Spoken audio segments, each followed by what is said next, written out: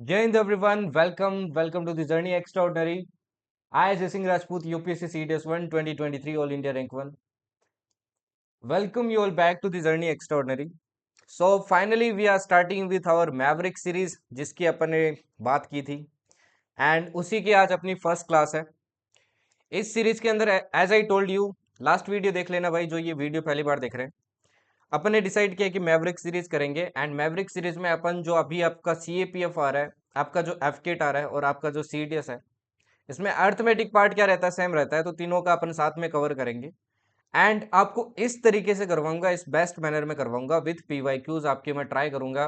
पिछले like CAPF में 5 साल के PYQ कवर करूँ, CDS में 3 साल के करूँ एंड FCAT में भी रिसेंट के रियल PYQs जो एक्चुअल में मैंने देखे हैं, है ना।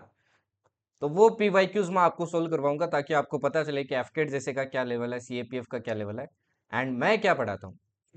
रेस्ट जो पिछली बार बच्चे जुड़े थे उनको पता है what I teach, what I don't. The only thing is मेहनत करनी पड़ेगी, वन शॉट से काम नहीं चलेगा। वन शॉट के चक्कर में मत रहना, स्पेशली ये जो होते हैं ना आपके जैसे मैथमेटिक्स हो गया, इनके चक्कर में वन शॉट काम नहीं करती है। ठीक है, आपका पहले बेसिक्स क्लियर होना चाहिए एंड जैसा इस बार FCAT आया था ना, तो वन शॉट वालों का तो हो गया था काम। दैट्स वाई मैं आपको हर एक क्लास करवाता हूँ मैथमेटिक्स के अंदर। ठीक है ना, ऑब्वियसली इसके अंदर मेहनत लगती है, तभी बहुत से लोग आपको नहीं पढ़ाते हैं। बट व्हाट आई थिंक, मेरे को जितना टाइम मिलता है मैं जैसे अरेंज करता हूँ, मैं चीज़ें अरेंज करता हूँ। अब मैंने इतना बड़ा पंगा लिया तो ऑब्वियस सी बात है मैं आपको बेस्ट वे में चीज़ें प्रोवाइड करूँगा। तो ये अपनी मैथमेटिक्स की सीरीज मैंने ऑलरेडी आपको बताई थी, ये कहाँ से स्टार्ट हो गया, आपकी YT पे हो गया आई मीन। ठीक है ना, तो YT पे अपन कर रहे हैं। इंग्लिश की भी सीरीज करवाऊंगा, वही आपको YT पे करवाऊंगा। बाकी आपको GS की सीरीज मैंने बताई हुई है, वो आपकी क्या कहाँ होगी, एप्लीकेशन के ऊपर होगी, जो कि लाइव क्लासेस होगी। ठीक है ना, okay. So today we are going to do about the percentage. तो फोकस करके देखना, फोकस बहुत जरूरी है। एंड सेकेंड थिंग, जोश अपना हाई रखना थ्रू आउट द क्लास। आप डिफेंस एस्पिरेंट है तो आप बाकी जो कंपटीशन एग्जाम्स होते हैं उससे डिफरेंट एग्जाम के ऐसे मान के चलो प्रिपरेशन कर रहे हो, तो आपका जोश हमेशा हाई रहना चाहिए। Be consistent with the things. पहले आपको देखो क्या करना है, सबसे पहले ये क्लास करनी है एकदम अच्छे से। इसके बाद में ये क्लास की PDF आपको एक दिन बाद में मिल जाएगी, कहाँ पे, मेरे टेलीग्राम चैनल पे। उसको आपको सोल्व करना है। उसके बाद में जो आपका मैवरिक वाला ग्रुप चैनल है, उसका भी मैं लिंक प्रोवाइड कर देगा, सब चीजें आपको चैनल पे जाते ही पता चल जाएगी। उस पे जाके आपको एक शीट मिलेगी, मिनी शीट मिलेगी, जिसमें आपके 20-25 क्वेश्चन होंगे, वो परसेंटेज के आपको सोल्व करने। लेट मी टेल यू, मेरे बहुत से क्वेश्चन ना FCAT हो गया, CAPF हो गया, CDS हो गया, बहुत से क्वेश्चन डिटो रिपीट होते हैं। ठीक है ना, बाकी आएंगे तब आपको मैं दिखाऊंगा। पिछले FCAT में तो दिखाया था आपको, हर एक क्वेश्चन दिखाया था एक एक करके। ओके, अभी थोड़े टाइम में CAPF होगा तो CAPF में भी दिखाऊंगा। ठीक है, चलिए स्टार्ट करते हैं बिना कोई टाइम वेस्ट के, because I believe in teaching, not wasting time. ठीक है, वैसे भी मोस्टली यार इसे भी बिलीव करते हैं, तो ये तो फालतू का डायलॉग था। चलो स्टार्ट करते हैं बिना कोई टाइम वेस्ट के। ओके, ठीक है ना। सबसे पहले परसेंटेज स्टार्ट करने से पहले अपने को मीनिंग पता होना चाहिए, तो मैं पहले ही आपको दिखा देता हूँ मैं क्या सब कुछ पढ़ाने वाला हूँ। देखो मैंने सीरीज वाइज इस बार आपके PYQ भी अरेंज किए हैं जिस टॉपिक से एसोसिएटेड है ना। आपको मैं टाइप के बेसिस में पढ़ाऊंगा, डिफरेंट डिफरेंट वेराइटीज पढ़ाऊंगा एंड उसी के बेसिस पे आपको क्वेश्चंस भी दिखाऊंगा कि CDS क्या पूछ रहा है आपके, एंड बाद में आपके एफकेट ने क्या पूछा है, एंड फिर आपके CAPF ने क्या पूछा है। तो मैं हर वेराइटी आपको क्वेश्चन दिखाऊंगा। ठीक है ना, तो अगले 1.5 घंटे 1 घंटे जितना लगता है इस क्लास के अंदर पैक हो जाओ एकदम। ओके, नाउ परसेंटेज की बात करते हैं। तो सबसे पहले आपको परसेंटेज का मीनिंग पता होना चाहिए। What is the meaning of percentage? Meaning आपको सबसे पहले क्या होना चाहिए भाई, पता होना चाहिए, ये क्लैरिटी आपके माइंड के अंदर होनी चाहिए। देखो सिंपल सी बात है, परसेंटेज का मतलब क्या है ना। परसेंटेज का मतलब क्या है, सपोज करो आपका एग्जाम है भाई, कितने नंबर का, 200 नंबर का एग्जाम है, सपोज करो। ठीक है ना, ये कितना है, मैक्सिमम मार्क्स है, इतने मार्क्स का आपका एग्जाम है। और आप एग्जाम देखे और आपके नंबर कितने हैं, आपके नंबर आए मान लो 50 नंबर आए 50 मार्क्स आपने ऑब्टेन किए, ये हो गए ऑब्टेन्ड मार्क्स। तो आपके रिजल्ट में जो परसेंटेज लिखा आता है वो आप कैसे निकालते हो, तो आप कैसे निकालते हो भाई, आप सिंपली क्या करते हो, जितना आपने ऑब्टेन किया वो ऊपर आ जाता है और जितना आपके मैक्सिमम मार्क्स था वो नीचे आ जाता है। और फिर क्या कर देते हो, मल्टीप्लाई 100। एक बार मल्टीप्लाई 100 को भूल जाओ। अगर देखो मैं इसको सोल्व करता हूँ कट करके, तो ये कितना आता है, 1/4। ये एक्चुअल में क्या है, ये आया फ्रैक्शन। ये क्या आया एक्चुअल में, फ्रैक्शन आया है ना। कि आपका भाई अगर टोटल 4 यूनिट थी तो आपकी कितनी यूनिट मार्क्स आया, 1 यूनिट मार्क्स आया, ये आया फ्रैक्शन। फ्रैक्शन को ही एक अपन फिक्स वैल्यू के अंदर, बड़ी वैल्यू के अंदर दिखाना चाहते हैं। अपन नहीं चाहते कि थोड़ा बुरा दिखे, इसलिए अपन क्या करते हैं, इसको 100 से मल्टीप्लाई कर देते हैं। और जैसे ही आपने फ्रैक्शन को 100 से मल्टीप्लाई किया तो आपकी क्या आ जाता है भाई, परसेंटेज आ जाता है 25%, है ना। 4 से घटेगा 25 टाइम, तो आंसर आ गया 25%। यहां से बात क्या समझ गई कि एक्चुअल में फ्रैक्शन ही परसेंटेज है। आप इसका रिवर्स भी कर सकते हो। कैसे कर सकते हो रिवर्स? देखो, आपने मल्टीप्लाई किया तो परसेंटेज निकला। अगर कहीं पे भी परसेंटेज लिखा ना, तो आप इसको फ्रैक्शन में कन्वर्ट करने के लिए क्या कर दोगे, 100 से डिवाइड कर दोगे, ये आ गया वापस, देखो वही फ्रैक्शन 1/4। तो एक्चुअल में परसेंटेज कुछ भी नहीं है। जब फ्रैक्शन को 100 से मल्टीप्लाई कर देते हो तो उसको क्या बोल देते हैं, अपन परसेंटेज बोलते हैं। और वही परसेंटेज को अगर आपने 100 से डिवाइड कर दिया तो वो क्या बन जाएगा, आपका फ्रैक्शन। अब ये निकालना आपको आना चाहिए, क्योंकि बहुत इंपॉर्टेंट है, ठीक है ना। क्योंकि ये आपके फ्रैक्शन निकालना आपको बहुत इंपॉर्टेंट है। अपन बहुत सी क्वेश्चन ऐसे करेंगे जो फ्रैक्शन वाले मेथड से करेंगे। अब कुछ फ्रैक्शंस हो गए, उनकी वैल्यूज भी आपको याद होनी चाहिए। जैसे कि 1/1 फ्रैक्शन की वैल्यू कितनी होती है भाई, 100%। इसका और कोई मतलब नहीं है ये वैल्यूज याद करने का। आप जल्दी क्वेश्चन को क्या कर सकते हो, अप्रोच कर सकते हो। जैसे 1/2 की आपकी कितनी होती है, 50%। जैसे 1/3 की कितनी होती है आपकी, 33, 1/3%। तो एटलीस्ट 20 तक ये वैल्यूज लिख लेना और इनको याद करने की कोशिश करना, ठीक है ना। ओके। बाकी बैच वालों का भाई ये सब कुछ पढ़ाया हुआ है इन डिटेल, आपको सारी चीजें पढ़ाई हुई है 1/20 तक। हर एक चीज आपको अच्छे से करवाई है, तो बैच वाले एज ए रिवीजन लेना इस क्लास को। और जितने भी क्वेश्चन है, हर क्वेश्चन से पहले पॉज करके सोल्व करना, ठीक है ना। ये स्पेशल एडवाइस है बैच वालों के लिए, जितने भी एफकेट के बैच के अंदर है या फिर सीडीएस मैथ्स के अंदर है। तो हर क्वेश्चन आपको पोज लेके सोल्व करना है, ठीक है। फिर भी अगर नहीं आता है तो इन केस, जनरली नहीं होगा कि आपको नहीं आएगा, बट फिर भी नहीं आता है तो भाई फिर आपको क्या करना है, सॉल्यूशन देखना है, ठीक है। और बाकी जिन्होंने परसेंटेज मेट से पहले पढ़ा या फिर कहीं से भी पढ़ा ना, वो भी यही चीज ट्राई करना। इससे आपको अपनी प्रोग्रेस पता चलेगी। एंड सेकेंड, आपको डिफरेंट डिफरेंट मेथड भी पता चलेगी। हो सकता है आपने कोई डिफरेंट मेथड फॉलो किया और मैंने कोई उससे बेटर आपकी अप्रोच फॉलो कर दी हो, तो वो भी आपको सीखनी है, ठीक है। अब देखिए, परसेंटेज को सोल्व करने के आपके अलग अलग मेथड्स है, अलग अलग अप्रोचेस है। सबसे पहला मेथड है भाई आपका बेसिक मेथड, ठीक है। बेसिक मेथड जिसको आपको सबसे कम फॉलो करना है। जहां पे फंस जाते हो ना, वहां पे आपको बेसिक मेथड फॉलो करना होता है। बेसिक मेथड में क्या करते हैं अपन, अपने को कोई वैल्यूज ना दी हो तो अपन एक्स वाई लेट करके क्या करते हैं, सोल्व करते हैं, ठीक है ना।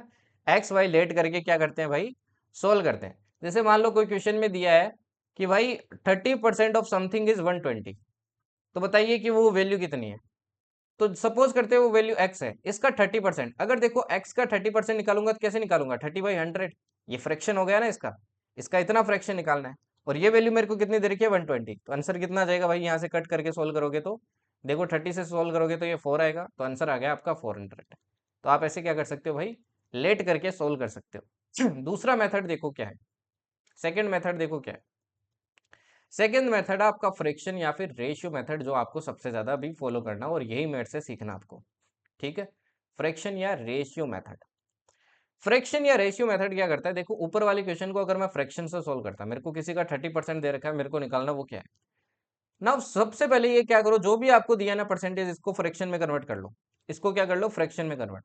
तो कैसे करूंगा, देखो 30/100 किया, फ्रैक्शन आ गया, 0 से 0 घटा कितना आ गया, 3/10 आ गया ना। हमेशा ध्यान रखना, जब भी परसेंटेज निकालते हैं ना, तो यहाँ पे नीचे जो वैल्यू आती है ना, ये या तो क्या आती है, आपकी इनिशियल वैल्यू आती है, या तो क्या आती है, इनिशियल वैल्यू आती है, या फिर क्या आती है, टोटल वैल्यू आती है, जो भी क्वेश्चन के अंदर मेंशन होती है, ठीक। अब देखो कोई वैल्यू है, उसका 3/10 अपने को कितना दे रखा है, 120। मतलब अगर वो वैल्यू कितनी है, 10 यूनिट है ना। अगर वो वैल्यू मान लो आपकी कितनी है, 10 यूनिट, तो आपको कितनी दे रखी है भाई, आपको कितनी दे रखी है, 3 यूनिट दे रखी है ना। उसी 3 यूनिट की वैल्यू कितनी है, 120 है। 3 यूनिट की वैल्यू कितनी है, 120। और इनिशियल में वैल्यू कितनी थी, 10, अपने को 10 यूनिट की निकालनी है। तो देखो 1 यूनिट की कितनी हो जाएगी, 1 यूनिट की हो जाएगी 40। तो 10 यूनिट की कितनी हो जाएगी भाई, 10 यूनिट की हो जाएगी आपकी 400। तो ऐसे भी देखो आप क्वेश्चन सोल्व कर सकते हो। तो हमेशा ध्यान रखना, नीचे क्या आएगी, इनिशियल वैल्यू आएगी। मतलब ये जो x है ना, ये x की वैल्यू है 10 यूनिट। ऊपर आपने जो निकाली दे रखी है वो होगी, है ना, 3 यूनिट। तो 3 यूनिट की वैल्यू देखो, अगर 120 है तो 1 यूनिट की 40 होगी, तो 10 यूनिट की कितनी हो जाएगी, 400। सिंपल सी बात है। और जो तीसरा अप्रोच आप यूज कर सकते हो, वो कर सकते हो कि भाई कोई वैल्यू अगर नहीं दे रखी है तो लेट कर लो 100। सबसे बेस्ट वे है क्वेश्चन को अप्रोच करने का। अभी अपन क्वेश्चंस करेंगे, उनसे अपन चीजें और सीखेंगे, ठीक है ना। तो सबसे पहले ये वाला सबसे बेसिक क्वेश्चन देखो, आपके CDS 2 2023 के अंदर आया था। अब ये CDS EPF के क्वेश्चन है ना, प्लीज एफकेट वाले भी सोल्व करना। अब आप ये नहीं कह सकते कि हम सीडीएस के नहीं सोल्व करेंगे, सीएपीएफ के नहीं करेंगे। जिस हिसाब से इस बार का आपका पैटर्न आया था, इस बार का लेवल आया था, तो आपको सीडीएस सीएपीएफ के भी क्वेश्चन अटेम्प्ट करने चाहिए, खुद को मजबूत बनाना चाहिए। ठीक है, ओके। अब उसी आपको बोला है, एंड एक और चीज बता दूं भाई, मैथ्स के बिना एफकेट नहीं निकलेगा। नो मैथ्स नो एफकेट, सिंपल सी बात है। एफकेट वाले सुन लेना इसको ध्यान से, ठीक है ना। मैथ्स के बिना आप एफकेट निकालना बहुत मुश्किल है, एंड इन केस निकाल भी लिया तो वो अच्छा स्कोर नहीं बना पाओगे, आप ज़्यादा हाई स्कोर नहीं बना पाओगे। ठीक है, तो मैथ्स को इग्नोर नहीं कर सकते, ये 60 नंबर बहुत इंपॉर्टेंट है। एंड सीएपीएफ में भी अगर आपको हाई स्कोर बनाना है तो मैंने बताया भाई मैथ्स करनी पड़ेगी आपको, मैथ्स को इग्नोर नहीं कर सकते आप। 15 से 20 क्वेश्चन आ रहे हैं भाई, बहुत ज़्यादा है ये, ठीक है ना। आपको बोला स्क्वायर रूट बताइए 64% का, क्या बताना भाई, 64% का स्क्वायर रूट। ना उसी 64% है, इसको मैं फ्रैक्शन में कन्वर्ट करूं तो क्या हो जाएगा, 64/100। अगर मैं इसका स्क्वायर रूट निकालूं तो कितना होगा, 64/100 का स्क्वायर रूट निकालूं तो कितना होगा, तो आप बोलोगे सर 8/10। कितना होगा, 8/10। ये स्क्वायर रूट निकल गया। बट अपने को आंसर देखो सब में क्या दे रखा है, परसेंटेज में दे रखा है, मतलब इसको मेरे को वापस परसेंटेज में कन्वर्ट करना पड़ेगा, तो मल्टीप्लाई क्या कर दिया 100, तो देखो 0 से 0 घटा, आंसर कितना आ गया 80%। इतना सिंपल क्वेश्चन था, इतना सिंपल क्वेश्चन आपके सीडीएस 2 2023 के अंदर पूछा था परसेंटेज का। तो ऐसे चैप्टर इसीलिए बोलता हूँ, देखो सीडीएस 2 2023 आपके मैथ्स जो पेपर आया था ना, वो अभी तक का सबसे टफेस्ट था। बढ़िया क्वेश्चन, देखो कितना सिंपल था, इसलिए मैं बोलता हूँ कि ये छोटे छोटे चैप्टर्स होते हैं, इनको इग्नोर मत किया करो। ठीक है, हार्डली ये 25 सेकंड का क्वेश्चन था। नेक्स्ट देखो, जैसे अब इस बार भी देख लो, जैसे अब ये है सीडीएस 2 2025 का क्वेश्चन। किसका है, सीडीएस 2 2025, 2025 नहीं सॉरी, सीडीएस 1 2025, सीडीएस 2 तो होने वाला है। सीडीएस 1 2025 का है। आपको बोला 100 क्विंटल्स आपकी कितना परसेंट है 10 मेट्रिक टन का, 10 मेट्रिक टन का 100 क्विंटल कितना परसेंटेज है। अब आपको क्विंटल का मतलब पता होना चाहिए ना भाई, इतना तो मैं अज्यूम करता हूँ आपको क्विंटल पता है, आपको मेट्रिक टन पता है कि मेट्रिक टन कितना होता है। अगर ये नहीं पता है तो थोड़ी दिक्कत की बात है ना। ना ये तो गाड़ियों के अंदर हर जगह आपके लिखे होते हैं, है ना। अब एक क्विंटल कितना होता है सभी को पता होगा भाई, तो इतना बेसिक नॉलेज तो सभी को पता होगा, एक क्विंटल कितना होता है आपके 1000 kg होता है। वहीं एक मेट्रिक टन कितना होता है, एक टन बोल लो चाहे एक मेट्रिक टन बोल लो आप, ये कितना होता है, ये होता है 1000 kg, सॉरी हाँ 1000 kg, ठीक है ना, वो 100 kg होता है, ये 1000 kg। ना सी आपको बोला 100 क्विंटल, 100 क्विंटल का मतलब कितना हो गया, 100 का मतलब कितना हो गया भाई, 100 × 100 आपका ये इतना केजी हो जाएगा 10,000 kg। और ये बोला आपको 10 मेट्रिक टन, 10 मेट्रिक टन कितना हो जाएगा भाई, 10 का मतलब हो गया ये भी देखो आपके 10,000 ही आ जाएगा। तो आपको बोला है कि ये 10,000 इस 10,000 का कितना परसेंट है, ये 10,000 इस 10,000 का कितना परसेंट है। तो हमेशा ध्यान रखना, नीचे जो भी वैल्यू आती है ना, ये नोट डाउन कर लेना, नीचे जो भी वैल्यू आती है या तो ये इनिशियल वैल्यू आती है या जिसके रेस्पेक्ट में आपको निकालना है, जिसके रेस्पेक्ट में आपको निकालना है। जैसे यहाँ पे देखिए आपको 100 क्विंटल पूछा है, कितना परसेंट है इसका, इसके रेस्पेक्ट में पूछा ना, तो यही वैल्यू आपके नीचे आएगी, तो नीचे कितनी आ जाएगी 10,000, नीचे कितनी आ जाएगी 10,000। और आपसे क्या पूछा है कि ये कितना परसेंट है, तो ये क्या आ जाएगा भाई, ऊपर आ जाएगा, ये क्या आ गया, ऊपर आ गया। मल्टीप्लाई क्या करो 100, ये देखो दोनों कट जाएंगे तो आंसर कितना आ गया 100%। अब अगेन देखो ये कितना सिंपल क्वेश्चन पूछा है इस बार आपके सीडीएस के अंदर। तो ऐसा क्वेश्चन बार बार रिपीट होता है, तो इस चैप्टर को इग्नोर मत करना, इजी क्वेश्चन आता है आपके सीडीएस में। अभी चलिए टाइप नंबर 1 पढ़ते हैं। ये तो हो गए एकदम बेसिक क्वेश्चन, जो मतलब एकदम जिनके अंदर इतने ज़्यादा कंसेप्ट के भी आपको रिक्वायरमेंट नहीं है। अभी टाइप 1 की बात करते हैं। कभी कभी आपके एग्जाम में कैसा क्वेश्चन आता है भाई, कि सपोज करो कोई वैल्यू है, वो सपोज करो वैल्यू पहले कितनी थी आपकी 10 थी, पहले वैल्यू कितनी थी 10 थी, पहली वैल्यू कितनी थी भाई आपकी 10 थी। अभी वो वैल्यू कितनी हो गई है, डिक्रीज होकर आपकी 5 हो गई है, मतलब इनिशियल वैल्यू इतनी थी, अभी कितनी हो गई है 5 हो गई। तो आपसे पूछेगा बताइए क्या हुआ है, सबसे पहले तो क्या दिख रहा है आपको, डिक्रीज हुआ है ना। आपसे पूछेगा बताइए कितना डिक्रीज हुआ है परसेंटेज के अंदर, ना उसी आपको डिक्रीज पूछा है। अब हमेशा मैंने क्या बताया, नीचे या तो विथ रेस्पेक्ट टू या फिर इनिशियल वैल्यू आती है, तो इनिशियल वैल्यू देखो कितनी है 10 है, तो नीचे क्या आएगा 10 आएगा, हमेशा ध्यान रखना इनिशियल वैल्यू आएगी। और डिक्रीज कितने का हुआ है, ऊपर क्या आएगा डिक्रीज या इंक्रीज, है ना। तो डिक्रीज कितने का हुआ, 5 का डिक्रीज हुआ है तो ऊपर आएगा 5। मल्टीप्लाई क्या कर दो भाई 100 कर दो, 0 से 0 घटा तो आंसर कितना आ गया, आंसर आ गया आपका 50%। 50% का क्या हुआ है भाई, डिक्रीज हुआ है। सिमिलरली सपोज करो ये ऐसे होता, कि इनिशियल वैल्यू कितनी थी भाई, इनिशियल वैल्यू थी आपकी 10, अभी फाइनली वैल्यू कितनी हो गई आपकी 15 हो गई है, फाइनली वैल्यू कितनी हो गई 15। अब बताइए कि आपका इंक्रीज या डिक्रीज परसेंटेज कितना है। अब साफ दिख रहा है कि इंक्रीज हुआ है, साफ दिख रहा है इंक्रीज हुआ है। किसके रेस्पेक्ट में हुआ है, अगेन देखो 10 के रेस्पेक्ट में हुआ है, बट इंक्रीज कितने का हुआ है, 5 का हुआ है। मल्टीप्लाई क्या करो, अगेन 100 करो, तो अगेन देखो आंसर कितना आएगा आपका 50% आएगा। इस तरीके से इंक्रीज डिक्रीज का आपको क्वेश्चन पूछ लेते हैं। अब फिर भी अगर ये सिंपल सी चीज किसी को नहीं समझ में आए तो सिंपल सी बात है भाई, फिर फॉर्मूला रटो, आगे बढ़ो। ओके, तो फॉर्मूला क्या हो जाएगा भाई, देखो नीचे आती है इनिशियल वैल्यू, इनिशियल वैल्यू, और ऊपर क्या आती है आपकी final value, final value minus initial value, multiply क्या हो जाता है 100, मल्टीप्लाई 100। इस तरीके से आप परसेंटेज निकाल सकते हो। ठीक है, अभी चलिए क्वेश्चंस देखते हैं। अब जैसे ये वाला क्वेश्चन देखिए, if A is 20% less than B, A क्या है बी से 20% कम है, तो बताइए B is what percent more than A, तो बी आपका ए से कितना परसेंटेज ज्यादा है। नाउ सी, इसको आप बेसिक अप्रोच से कर सकते हो, बट व्हाट आई सेड कि जनरली परसेंटेज के क्वेश्चन आप फ्रैक्शन में या फिर रेशियो के फॉर्म में क्या करो, आगे बढ़ो। अब मैं आपको इस क्वेश्चन से सिखाता हूँ। देखो, आपको बोला ए क्या है 20% कम है बी, ए क्या है 20% कम है। सबसे पहले इस 20% को क्या कर लो, फ्रैक्शन में कन्वर्ट कर लो।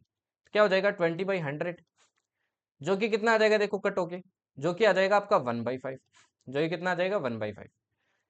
अब एक चीज देखिए, ये 1/5 है, आपके लिखा है कि ए 20% कम है बी से, तो ये ए 20% है बी से, ये किसके रेस्पेक्ट में निकाला है, ऑब्वियसली बी के रेस्पेक्ट में निकाला है ना ये परसेंटेज। मतलब नीचे वाली वैल्यू कंफर्म है ना कि ये बी है, ये कंफर्म है ना बी है, क्योंकि इसी के रेस्पेक्ट में तो आपने ये परसेंटेज निकाल रखा है, A is 20% less than B, B के रेस्पेक्ट में निकाला है। और ऊपर क्या आएगा, अगर 20% कम है तो मतलब 1 यूनिट कम है। ऊपर क्या आएगा भाई कि 1 यूनिट क्या है भाई, कम है। ए क्या है बी से 1 यूनिट कम है। अगर बी की वैल्यू देखो 5 यूनिट है और ए आपका अगर 20% कम है, मतलब 1 यूनिट कम है, तो ए की वैल्यू क्या हो जाएगी, ए की वैल्यू सिंपली क्या हो जाएगी, 5 से 1 माइनस किया तो कितना आ गया, 4 यूनिट आ गई ना। अब आपके पास देखो बी की वैल्यू भी है, ए की वैल्यू भी है, और कितना कम है कितना ज्यादा है ये भी आपको पता है। अब क्वेश्चन देखो क्या है, B is what percent more than A, B A से कितना ज्यादा है। अब देखो किसके रेस्पेक्ट में निकाल रहे हैं, ए के रेस्पेक्ट में ना, तो नीचे क्या आएगा ए आएगा, तो नीचे देखो मैंने लिख दिया ए 4 यूनिट। ठीक, और पूछा क्या है कि बी ए से कितना ज्यादा है। देखो बी है 5, ए है 4, तो बी कितना ज्यादा है, 1 यूनिट ज्यादा है, तो ऊपर कितना आ गया 1, मल्टीप्लाई क्या कर दो 100, आंसर कितना आ गया भाई, आंसर आ गया 25%। समझ में आया ना, अभी समझ में आया फ्रैक्शन कैसे यूज करते हैं। तो इस तरीके से फ्रैक्शन का यूज करना स्टार्ट करो, वो पुरानी जो चीजें है ना, सिर्फ बेसिक से करो। वो आप एग्जाम में ऑब्वियस सी बात है उससे क्वेश्चन सोल्व कर लोगे, बट टाइम नहीं बचा पाओगे। तो डिफरेंट अप्रोचेस, जो आपके फास्ट अप्रोचेस होती है, उन अप्रोचेस को सीखो। ये थोड़ी सी प्रैक्टिस जरूर मांगती है, बट एक बार इसको मास्टर कर लिया ना, फिर आप कोई सा भी एग्जाम दो, चाहे एसएससी दो, चाहे सीडीएस दो, चाहे सीईपीएफ दो, कोई सा भी दो, परसेंटेज क्वेश्चन में आप कभी भी डिले नहीं करोगे।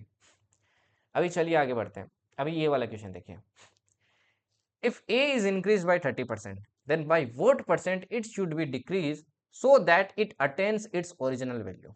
देखो अगेन वैसा ही है, अगेन वैसा ही है कि A को मैंने क्या किया भाई 30% से इंक्रीज किया, A को क्या किया मैंने 30% से इंक्रीज। अब देखो इसके अंदर आपको कोई वैल्यू नहीं दी है, अब या तो 100 लेट करके कर लो, या फिर जो मैंने अभी ऊपर मेथड बताया उससे कर लो। ठीक है ना, उससे क्या कर लो आप अप्रोच कर लो। ठीक है, आपको बोला है ए इज इंक्रीज बाई 30%, देखो 30% से ए को इंक्रीज किया। 30% का मतलब क्या होगा, आप बोलोगे सर 30/100, और 30/100 का मतलब क्या हो गया 3/10, 3/10।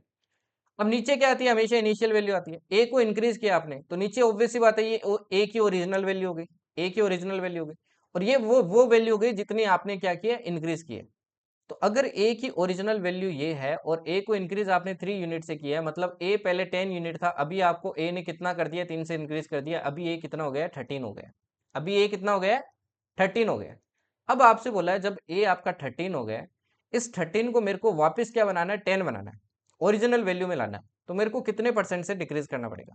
देखो मेरे को 13 से 10 लाना है, 13 से वापस 10 लाना है। तो इस बार देखो नीचे क्या है कि इनिशियल वैल्यू अब ये बन गई ना, क्योंकि 13 से 10 लेके जाना है, इनिशियल वैल्यू क्या बन गई 13 बन गई। डिक्रीज कितने का करना है 3 का करना है, मल्टीप्लाई क्या हो जाएगा 100, तो आंसर कितना आ गया, आंसर आ गया आपका 300 डिवाइडेड बाई 13%। तो आंसर हो जाएगा आपका ए। अदरवाइज इसको आप लेट करके भी कर सकते थे, ऐसे लेट करके कर सकते थे, जैसे मान लो आपको कुछ नहीं दे रखा ना, मैंने लेट कर दिया कि ए कितना है भाई 100 है। अगर देखो ए 100 है, मैंने ए को बढ़ाया 30% से, देखो 30% से बढ़ाऊंगा तो ए आपका नया क्या हो जाएगा 130 हो जाएगा। अब मैं वापस चाहता हूँ कि ए आपका 100 हो जाए, वापस इतना हो जाए, तो इतना हो जाए तो मेरे को 30 डिक्रीज करना पड़ेगा, ओवर 130 मल्टीप्लाई 100, देखो सेम ही चीज आएगी वापस, सेम ही चीज आएगी आपकी वापस, है ना, कोई फर्क नहीं पड़ा उससे। तो आप इससे भी क्वेश्चन को अप्रोच कर सकते हो, बट यही क्या है सबसे बेस्ट मेथड है, ठीक है ना। चलिए आगे देखिए, अभी ये वाला देखिए, if the annual income of X is 20% more than that of Y, if the annual income of x is 20% more than that of y, then the income of y is less than that of x by p percent. What is the value of p? आपको क्या बोला है भाई कि अगर annual income है x की वो 20% ज्यादा आपके किससे y से, 20% क्या है भाई ज्यादा है y से, तो ऑब्वियस सी बात है y क्या होगा भाई इससे कम होगा। वही वाला क्वेश्चन है जो थोड़ी देर पहले अपन ने किया कि a आपका इससे इतना परसेंट कम है b से, तो b बताइए कितना ज्यादा है इससे, तो वही चीज उल्टी बोली है इस बार x आपका ज्यादा है तो बताइए y इससे कितना कम है। तो अगेन सेम दो तरीके से आप फॉलो कर सकते हो, या तो इसको लेट करके कर लो या फिर क्या कर लो, वही आपका मेथड है फ्रैक्शन वाले से कर लो। अगेन देखो मैं लेट करके सोल्व करके दिखा देता हूँ। देखो x आपका क्या है 20% ज्यादा है y से, मैं y को लेट कर लेता हूँ, हमेशा क्या करो जो जिसके रेस्पेक्ट में निकला जाता है ना उसको लेट करो, y को 100 लेट करता हूँ, तो x देखो 20% ज्यादा है तो x कितना हो जाएगा 120। तो आपसे पूछा y बताइए x के रेस्पेक्ट में कितना कम है, x के रेस्पेक्ट में निकालना है, y कितना कम है देखो x से 20 कम है, मल्टीप्लाई क्या कर दो 100 कर दो, 20 से देखो 6 बार कटेगा, अब 100 में 6 का डिवाइड करोगे तो ये कितना आ जाएगा 16 2/3%, तो आंसर हो जाएगा बी। अब इस क्वेश्चन में एक काम करके देखना आप, अगर आपको लिटरली चीजें सीखनी है तो इसमें ना फ्रैक्शन से ट्राई करके देखना, तभी सीख पाओगे फ्रैक्शन से, ठीक है ना। अब एक स्टेटमेंट ध्यान रखना जिसमें बच्चे कभी कभी कंफ्यूज हो जाते हैं, A is reduced to 30% versus A is reduced by 30%, इन दोनों में बात में आपके जमीन आसमान का फर्क है। अगर कहीं पे लिखा है ए इज रिड्यूस टू 30%, इसका क्या मतलब है, सपोज करो ए की वैल्यू कितनी है 100 है, अगर आपको बोल दे कि ए इज रिड्यूस टू 30%, इसका मतलब है ए को 30% बना दिया, ए को कितना बना दिया भाई आपके 30% बना दिया। तो अगर 30% बना देंगे तो ए देखो कितना बन जाएगा आपके 30 बन जाएगा, ए कितना बन जाएगा 30, क्योंकि देखो इसका 30% क्या होगा 30 होगा। और ए इज रिड्यूस बाई 30% का मतलब क्या है, जैसे मान लो ए 100 है, रिड्यूस बाई 30% का मतलब है बाई 30% मतलब 30% से कम किया, 70% अभी भी है, तो इसका मतलब क्या है अभी भी वो 70% है, तो इसका 70% क्या हो जाएगा 70। तो दोनों में देखो जमीन आसमान का फर्क है, तो ये भी बात आपको ध्यान रखनी है। अभी आता है आपका मोस्ट इंपोर्टेंट टाइप, थोड़ा फोकस करना, यहाँ से बहुत क्वेश्चन आते हैं आपके प्रोडक्ट कॉन्स्टेंसी रूल, ठीक है ना, थोड़ा फोकस करना यहाँ पे, ये इंपॉर्टेंट टॉपिक है ना। प्रोडक्ट कॉन्स्टेंसी रूल की बात करते हैं तो इससे आपके एग्जाम में बहुत क्वेश्चन आते हैं, चाहे आपका सीडीएस हो, सीएपीएफ हो, एफकेट हो, बार बार क्वेश्चन पूछता है इस टॉपिक से। प्रोडक्ट कॉन्स्टेंसी रूल क्या कहता है कि भाई कोई ऐसी चीज है जिसकी अगर एक ही प्राइस बढ़ाते हैं तो दूसरे की प्राइस ऑटोमेटिकली डिक्रीज हो जाएगी, जिससे कि इन दोनों का प्रोडक्ट हमेशा क्या रहेगा कांस्टेंट रहेगा। जैसे कि सपोज करो कोई एक घर है, ठीक है, कोई एक घर है, ओके, वो मान लो कितना चावल खाता है आपके 5 किलो चावल खाता है, कितना खाता है 5 किलो।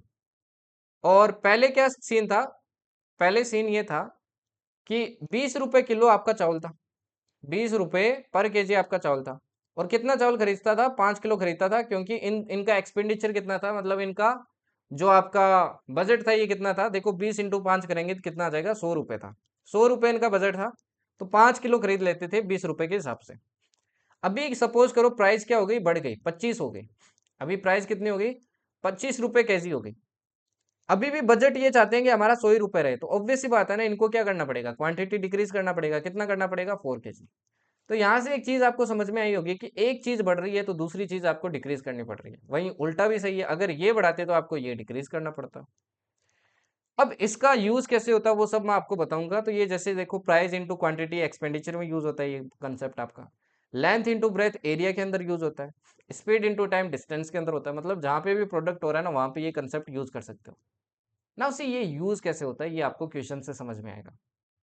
जैसे ये वाला क्वेश्चन देखिए, if the price of sugar if the price of sugar increased by 20%, अगर मैंने प्राइस क्या कर दिया भाई 20% से इंक्रीज कर दिया, then by what percentage consumption be reduced, मेरे को कंजप्शन कितने से रिड्यूस करना चाहिए, मेरे को कंजप्शन कितने से रिड्यूस करना चाहिए भाई, ये आपसे पूछा है।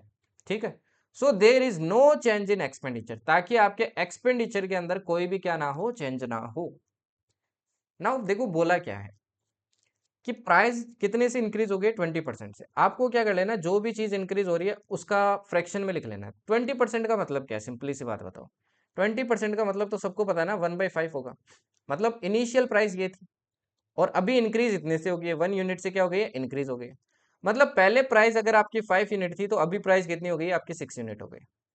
हमेशा ध्यान रखना, प्रोडक्ट कॉन्स्टेंसी रूल कहता है कि अगर आपको कोई चेंज नहीं करना है तो जो दूसरा फैक्टर होगा ना, यहाँ पे दूसरा फैक्टर क्या है, कंजप्शन है ना, कितना क्वांटिटी लेना है। तो ये क्वांटिटी या फिर कंजप्शन क्या होगा, इसका एकदम उल्टा होगा। आपको उल्टा लिख देना है 6 और 5, हमेशा क्या लिख देना है, इसका उल्टा आपको लिख देना है। ठीक है ना, क्योंकि देखो दोनों का मल्टीप्लाई अब सेम रहेगा, 5 × 6 30, 5 × 6 आपका 30, एक्सपेंडिचर सेम रह रहा है। तो देखो जैसे ही प्राइस 5 से 6 हुई तो आपको कंजप्शन कैसे रिड्यूस करना पड़ा, पहले कंजप्शन देखो 6 यूनिट था, अब कंजप्शन कितना हो गया, 5 यूनिट। कितने का डिक्रीज हुआ, 1 यूनिट का डिक्रीज हुआ ओवर 5। मल्टीप्लाई क्या कर दो, 100 कर दो। ठीक है ना, मल्टीप्लाई क्या कर दो भाई, 100 कर दो। सॉरी यहाँ पे नीचे 6 आएगा है ना, इनिशियल आता है, इनिशियल फिगर आता है ना। तो 1/6 इंटू 100, 1 यूनिट का आपका डिक्रीज हुआ है। तो आंसर देखो यहाँ से क्या आ जाएगा आपके 16 2/3% आ जाएगा। तो आंसर हो जाएगा आपके फर्स्ट वाला। क्लियर, ठीक है जी। चलिए आगे बढ़ते हैं। अभी इसी के से रिलेटेड एक और क्वेश्चन देखो, ये वाला क्वेश्चन देखो आप जरा। आपको बोला if the length of the rectangle is decrease by 30%, then by what percentage its breadth be increase so that there is no change in area. Now आपको पता है रेक्टेंगल होता है, उसका एरिया का फॉर्मूला क्या होता है, लेंथ इनटू ब्रेथ, है ना। अगर लेंथ आपकी डिक्रीज हो रही है तो ऑब्वियस सी बात है ब्रेथ आपकी इंक्रीज हो जाएगी, उल्टा सीन हो जाएगा। वही कंसेप्ट आपको, सेम कंसेप्ट यहाँ पे क्या करना है, वापस अप्लाई करना है। अब ये वाला क्वेश्चन आपका मैं क्या रख रहा हूँ, HW रख रहा हूँ। ठीक है ना, क्योंकि इसी का सेम क्वेश्चन मैं आपको एक PYQ करवा रहा हूँ, एक PYQ। ओके, ये वाला देखिए CDS1 2023 का PYQ है, सेम ही क्वेश्चन है। तो ये मैं आपको सोल्व करवाता हूँ, सेम ही क्वेश्चन है, कोई डिफरेंस नहीं है। तो वो आपको आंसर बताना है यार कमेंट के अंदर प्लीज। एटलीस्ट ये मेरे को बताएगा कि हाँ यार आप भी काफी सीरियस हो। तो पेन पेपर उठा लेना यार। ये रील स्क्रॉल करते रहते हो, बेड पे पड़े रहते हो, रील देखते रहते हो, है ना। किसको क्या मिल गया, किसको क्या नहीं मिल गया, डॉन की वीडियो देख ली, वो देख ली, भाई उन सब में कुछ नहीं है। पहले दिमाग से और अपनी पर्सनैलिटी से एक जेंटलमैन बनो। अगर आपको आर्म फोर्सेस के अंदर जाना है, be the person like that. ऐसा नहीं है कि आपको वहीं जाके ग्रूम करना पड़ेगा, वहीं जाके वही आपको ग्रूम करेंगे। खुद को ग्रूम करना सीखो। रिटर्न निकालोगे तो क्या कर लोगे, रिकमेंडेशन भी तो चाहिए। एंड रिकमेंडेशन कब होगी, जब आप अपने आप को इम्प्रूव करोगे। तो सच्चाई में आओ, जो रियलिटी है उसके अंदर जियो। ये बाकी एग्जाम की तरह नहीं है कि आपने SSC दिया, पहला रिटर्न निकला, फिर दूसरा और प्रिपेयर कर लूंगा, वो भी निकाल लिया। वो चीज़ नहीं होती है यहाँ पे। 5 दिन आपको अपने आप को प्रूव करना पड़ता है, and 5 days is a big number. Okay, तो रियलिटी में हो। ठीक है, तो इसका आंसर बताना, पेन पेपर उठा लेना यार। क्लास कर रहे हो तो सीरियसनेस के साथ करना, मैं इतनी मेहनत करके आपके लिए बना रहा हूँ। तो इतना तो मैं एक्सपेक्ट करता हूँ कि आप एक प्रॉपर टेबल के ऊपर बैठ के फिर क्लास को करोगे। लेटे लेटे मत करना, कोई आप नेटफ्लिक्स वगैरह नहीं देख रहे हो। ठीक है, एक्ट लाइक ए जेंटलमैन। ठीक, चलिए ये देखिए जैसे, अब ये वाला देखिए, if the length of a rectangle is increase bye 66 2/3%। देखो सेम इक्वेशन है, उस पिछले वाले में डिक्रीज किया, इसमें इंक्रीज किया। ठीक है, अगर लेंथ इतने से इंक्रीज कर दी है तो what percentage should the width of the rectangle be decrease in order to maintain the same area. अगर मेरे को सेम एरिया चाहिए तो बताइए मेरे को विड्थ कितना डिक्रीज करना पड़ेगा। सेम ही क्वेश्चन है, कोई डिफरेंस नहीं है, बस रिलेशन अलग है। इस तरीके से क्वेश्चन भाई रिपीट होते हैं जो मैं पढ़ाता हूँ। अब ये देखिए, if length of rectangle is increase bye 66 2/3%, पहले इसको क्या करो, फ्रैक्शन में कन्वर्ट करो। अब बैच वाले तो भाई देखते ही इसको टिक कर लेंगे, क्योंकि मैंने आपको फ्रैक्शन वैल्यूज लिखवाई है ना। अदरवाइज इसका फ्रैक्शन आपको निकालना पड़ेगा। कैसे निकालोगे, 66 को क्या करो भाई, 3 से मल्टीप्लाई करो। कितना आएगा देखो, 6 3 18, 6 3 18, 198, 200/3 आएगा। ये 200/3% आ गया। अगर देखो फ्रैक्शन में कन्वर्ट करता हूँ तो कितना आएगा, 200 डिवाइडेड बाई 300 आ जाएगा। ये आ गया फ्रैक्शन, 2 जीरो से देखो 2 जीरो कट गया, ये फ्रैक्शन आ गया, देखो कितनी जल्दी निकल गया, फ्रैक्शन आ गया 2/3। तो आपको बोला if the length of a rectangle is increase by, increase कर रहे हैं मतलब नीचे वाली ये तो इनिशियल हो गई ना, ये तो इनिशियल वैल्यू हो गई, और इतने से अपन क्या कर रहे हैं, इंक्रीज कर रहे हैं। तो यहाँ पे लेंथ लिखता हूँ, यहाँ पे क्या लिखता हूँ, ब्रेथ लिखता हूँ। तो लेंथ पहले देखो कितनी थी, 3 थी, अब कितनी कर दिया, 2 से इंक्रीज कर दिया तो 5 कर दी। तो ब्रेथ क्या होगा, एकदम उल्टा होगा, 5 से क्या हो जाएगा भाई, 3 हो जाएगा। आपसे बोला है कि विड्थ कितनी डिक्रीज करनी चाहिए, तो सिंपली क्या कर दो भाई, देखो विड्थ कितनी डिक्रीज हुई है, 2 यूनिट डिक्रीज हुए, ओवर 5 मल्टीप्लाई 100। 2 से देखो 5 से कटेगा, देखो कितनी बार आपके 20, आंसर कितना आ गया भाई, 40%। इतना सिंपल क्वेश्चन था, देखो इतना सिंपल क्वेश्चन आपके सीडीएस के अंदर आया था। ओके, अब ऐसा ही सेम क्वेश्चन आपके एफकेट में आता है, एफकेट में मैं लास्ट में दिखाऊंगा, एफकेट एंड सीएपीएफ के। अभी एक और देखिए, अब वो तो पुराना था, अभी न्यू भी दिखा देता हूँ, है ना, कि नया कुछ चेंज हो गया क्या, नया देखो कुछ चेंज नहीं हुआ है, बट यूपीएससी एक ही काम करता है, पूछने का तरीका चेंज करता है, एंड लिटरली यही मेरे को इम्प्रेस करता है यूपीएससी का सबसे ज़्यादा, जो बाकी एग्जाम नहीं कर पाते हैं, आपके एसएससी वगैरह, आपके रेलवे वगैरह हो गए, ये सब नहीं कर पाते। ना ये सीडीएस 2024 का क्वेश्चन है। अब ये दिखने में बहुत डरावना लगता है, बट ये देखो कितना सिंपल क्वेश्चन है, एफकेट वाले भी एकदम चुटके में कर लेंगे इसको। आपको बोला है भाई कि एक क्वेश्चन दिया गया है और आपको वो 2 स्टेटमेंट दिए हैं और उसके हिसाब से आंसर करना है, ठीक है। Which one of the following is correct in respect of the above question and statement. पहले देखो ऑप्शन रीड करते हैं। The question can be answered, ये क्वेश्चन दिया है, can be answered by using one of the statements alone. किसी एक statement का यूज करके भी क्या अपन इसका आंसर दे सकते हैं, but can not be answered using the other statement alone. But दूसरा स्टेटमेंट अकेला यूज करके अपन सोल्व नहीं कर सकते, अगर ऐसा हुआ तो अपन ये टिक करेंगे। The question can be answered by using इधर स्टेटमेंट अलोन। दोनों में से कोई सा भी यूज कर लो तभी आंसर निकल जाएगा, देखते हैं ऐसा होता है क्या। या फिर the question can be answered by using both the statement together, दोनों का साथ में यूज करेंगे तभी सोल्व होगा क्या, अकेले से नहीं होगा। The question can be answered even without using any of the statements, क्या क्वेश्चन का अपन आंसर बिना कोई स्टेटमेंट का यूज करे भी क्या आंसर दे सकते हैं। ठीक है, देखते हैं, देखो क्वेश्चन क्या है। सबसे पहले तो अपन यही ट्राई करेंगे कि बिना कोई स्टेटमेंट के क्या इसका आंसर अपन निकाल सकते हैं, इन बिना स्टेटमेंट के। If the price of petrol goes up by 20%, price क्या होता है भाई, 20% से इंक्रीज हो जाता है। 20% मतलब क्या हो गया आपके, 1/5 हो गया फ्रैक्शन से, ये इनिशियल था और ये इतने से क्या हो गया भाई, इंक्रीज हो गया, है ना। तो प्राइस देखो क्या हो जाएगा, 5 से 6 हो गया, ठीक। By vote percentage should the consumption be reduced so that expenditure remain same, same he question है ये तो, है ना। अपने को कंजप्शन क्या करनी है, क्वांटिटी कम करनी है, उल्टी होगी एकदम, अपने को पता है अगर अपने को एक्सपेंडिचर सेम निकल रहा है। तो आपसे पूछा है कि कितने परसेंट से डिक्रीज करना पड़ेगा, तो इजीली निकाल सकते हैं ना, बिना कोई आगे आपको कुछ रीड करने की जरूरत है क्या इसको सोल्व करने के लिए, नहीं है ना। देखो एक से अपने को डिक्रीज करना पड़ेगा, ओवर 6 मल्टीप्लाई 100, आंसर निकल रहा है ना। तो अपने को फर्स्ट रीड करने की जरूरत पड़ी ना सेकंड रीड करने की जरूरत पड़ी। तो question can be answered even without using any of the statements. Clear, चलिए आगे बढ़ते हैं। अभी टाइप 3 देखिए, टाइप 3 आता है आपका सक्सेसिव परसेंटेज चेंज। अब सक्सेसिव परसेंटेज चेंज या तो देखो डायरेक्ट क्वेश्चन आ जाता है, डायरेक्ट क्वेश्चन जनरली आपके एफकेट ज्यादा पूछता है, सीडीएस सीएपीएफ डायरेक्ट क्वेश्चन कम पूछते हैं, बट सीएपीएफ सीडीएस में आपके एप्लीकेशन इसकी ज्यादा यूज होती है। एप्लीकेशन मतलब क्वेश्चन के अंदर यूज होना, ठीक है ना। अब सक्सेसिव परसेंटेज चेंज का मतलब क्या है, पहले तो वो समझ लो।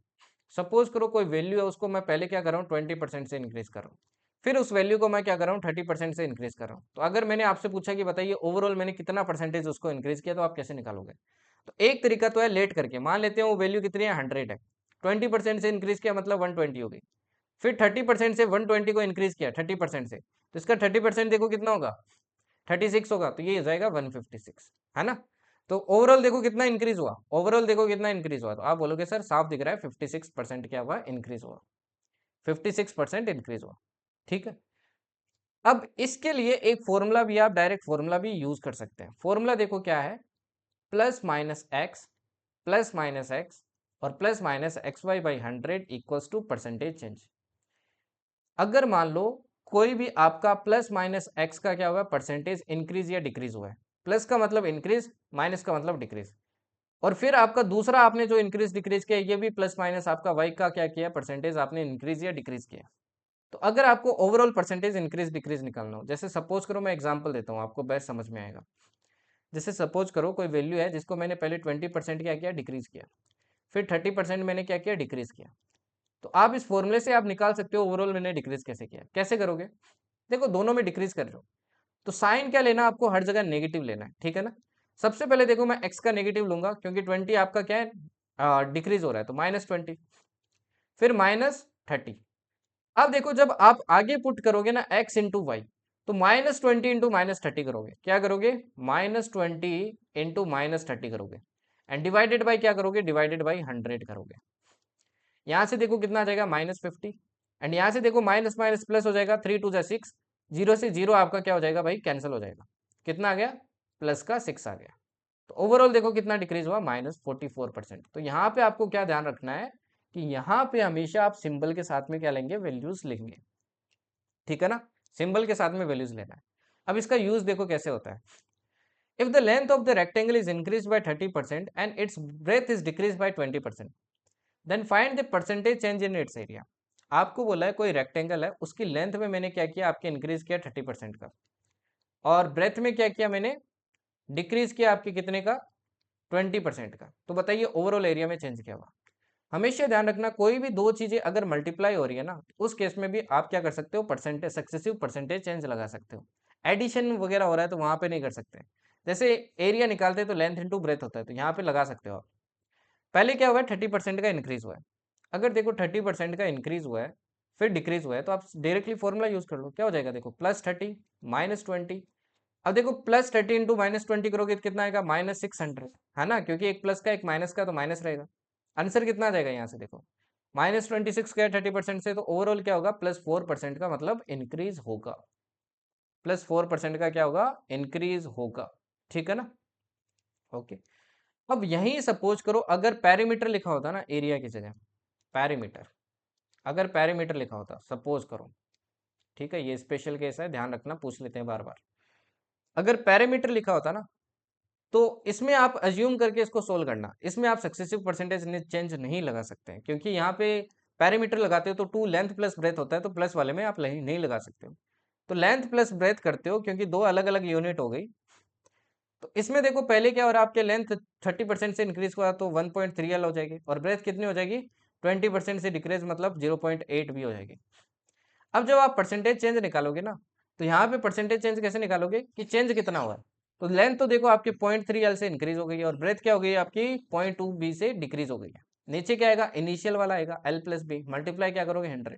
ये कभी सोल्व ही नहीं होगा, तो अपन इसको कभी भी डिटरमाइन नहीं कर सकते हैं, can not be determined, can not be determined, ध्यान रखना इंपॉर्टेंट है ये।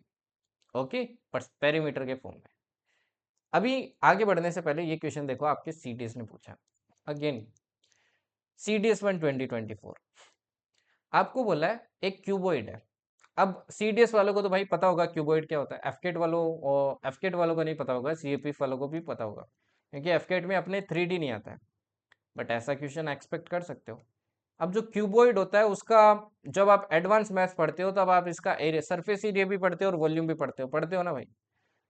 अब क्यूबॉइड है, इसकी लेंथ ब्रेथ और हाइट को क्या किया भाई, इतने इतने इतने से इंक्रीज किया। तो आपसे पूछा है what is the percentage increase in volume of the cuboid, volume में कितना हुआ। अब देखो वॉल्यूम क्या होता है, length into breadth into height, तीनों देखो अगेन मल्टीप्लाई में, तो आप क्या कर सकते हो, या तो सक्सेसिव परसेंटेज चेंज का फॉर्मूला लगाओ, अदरवाइज क्या करो, अदरवाइज आप वैल्यू लेट करके करो, आपकी मर्जी है, कैसे भी कर सकते हो। अब देखो तीन वैल्यू है ना, तो अगर सक्सेसिव परसेंटेज लगाना हो तो कैसे लगोगे, पहले इन दो का ओवरऑल आंसर निकालो ऊपर वाले फॉर्मूले से, जो ओवरऑल आंसर आ गया उसको इसके साथ में फॉर्मूले में वापस यूज करके निकाल लो, तो ये तो हो गया successive percentage change. Otherwise late करके कर लो। मैं लेट करता हूँ कि क्यूबॉइड की पहले लेंथ आपकी 10 थी, और ब्रेथ भी आपकी 10 थी, और हाइट भी 10 थी।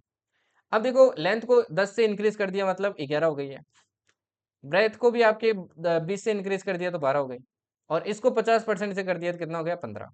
पहले देखो वॉल्यूम कितना था आपके, 1000 था। अभी वॉल्यूम देखो आपके कितना हो गया, अभी वॉल्यूम अगर अपन निकालें 11 इंटू 12 इंटू 15 करेंगे, तो ये कितना आ जाएगा भाई, देखो 11 इंटू 12 किया तो अपना 132 आएगा, और मल्टीप्लाई 15 और कर देंगे तो आई थिंक 1980 आएगा। तो सी कितने का इंक्रीज हुआ है, कितने का इंक्रीज हुआ है, 980 का, ओवर 1000 मल्टीप्लाई 100, दो जीरो से दो जीरो कैंसिल, एक जीरो से एक जीरो कैंसिल, आंसर कितना आ गया, 98% का इंक्रीज।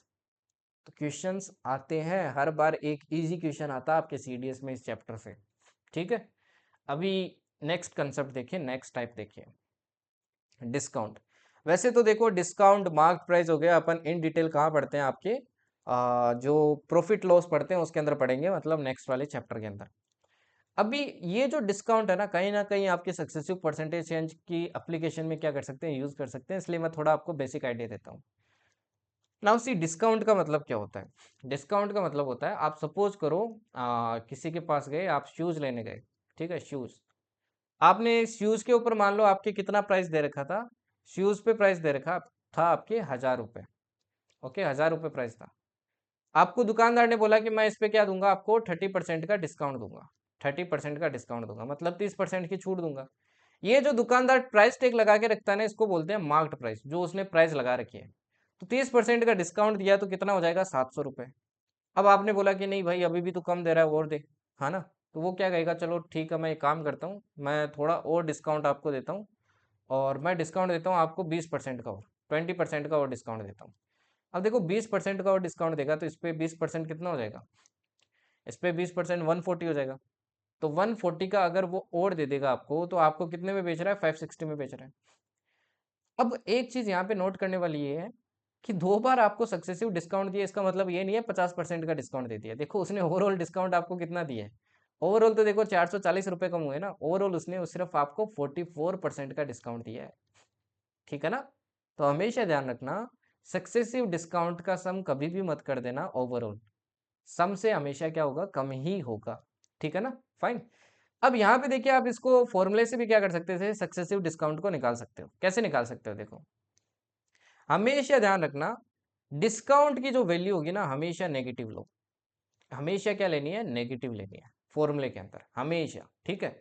अब जैसे देखो पहले 30% का डिस्काउंट, फिर 20% का, आप कैसे निकालते, आप निकालते भाई -30 -20, माइनस माइनस प्लस होता तो 600 आता, डिवाइडेड बाई क्या आता, 100 आता, तो 2 0 से 2 0 कैंसिल, आंसर कितना आ जाएगा, -44%।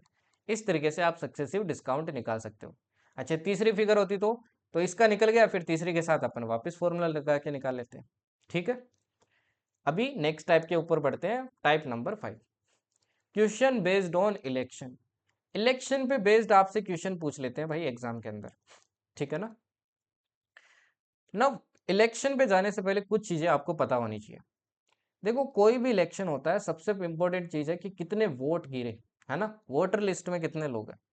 सपोज करो वोटर लिस्ट में टोटल आपके एक्स वोटर्स हैं, मतलब एक्स वोट गिरे हैं टोटल। अब उस एक्स वोट के अंदर से मान लो वाई वोट क्या आपके वैलिड है, बाकी के क्या है, इनवैलिड है। इनवैलिड वोट देखो कितने हो जाएंगे, इनवैलिड अगर आप वोट निकालो तो कितने हो जाएंगे, एक्स माइनस वाई हो जाएंगे, क्योंकि टोटल एक्स थे, वाई आपके क्या हो गए, वैलिड हो गए, तो इनवैलिड कितने हो गए, x minus y. And suppose करो जो विनर है ना उसको जेड वोट्स मिले हैं, तो अगर मैं आपसे पूछूं कि बताइए लूजर को कितने वोट मिले, अगर देखो विनर को जेड वोट मिले हैं और टोटल वैलिड वोट वाई है, वाई में से ही तो जेड मिले उसको, बाकी तो लूजर को मिले होंगे ना, तो क्या करोगे आप, वैलिड में से विनर वाले माइनस कर दोगे ना, वैलिड में से क्या कर दोगे, विनर वाले माइनस कर दोगे। अगर ये चीज आपको समझ में आ गई तो आपका इलेक्शन वाला कंसेप्ट क्लियर है कि मैंने ये माइनस क्यों किया है, ठीक। अब जैसे ये वाला क्वेश्चन देखिए, in an election between two candidates, one candidate got 56% vote and won election by 600 votes. Find the total number of voters in the list. ठीक है, आपको बोला टोटल नंबर ऑफ वोटर्स बताइए लिस्ट में, मतलब कास्टेड कितने हुए, तो सॉरी टोटल आपके वैलिड वोट्स कितने हैं, आपसे ये पूछा है। अपन सपोज करते हैं टोटल वैलिड वोट्स कितने हैं भाई, एक्स है। सपोज करो टोटल वैलिड वोट्स कितने हैं, एक्स है, जिसकी वैल्यू अपने को निकालनी है।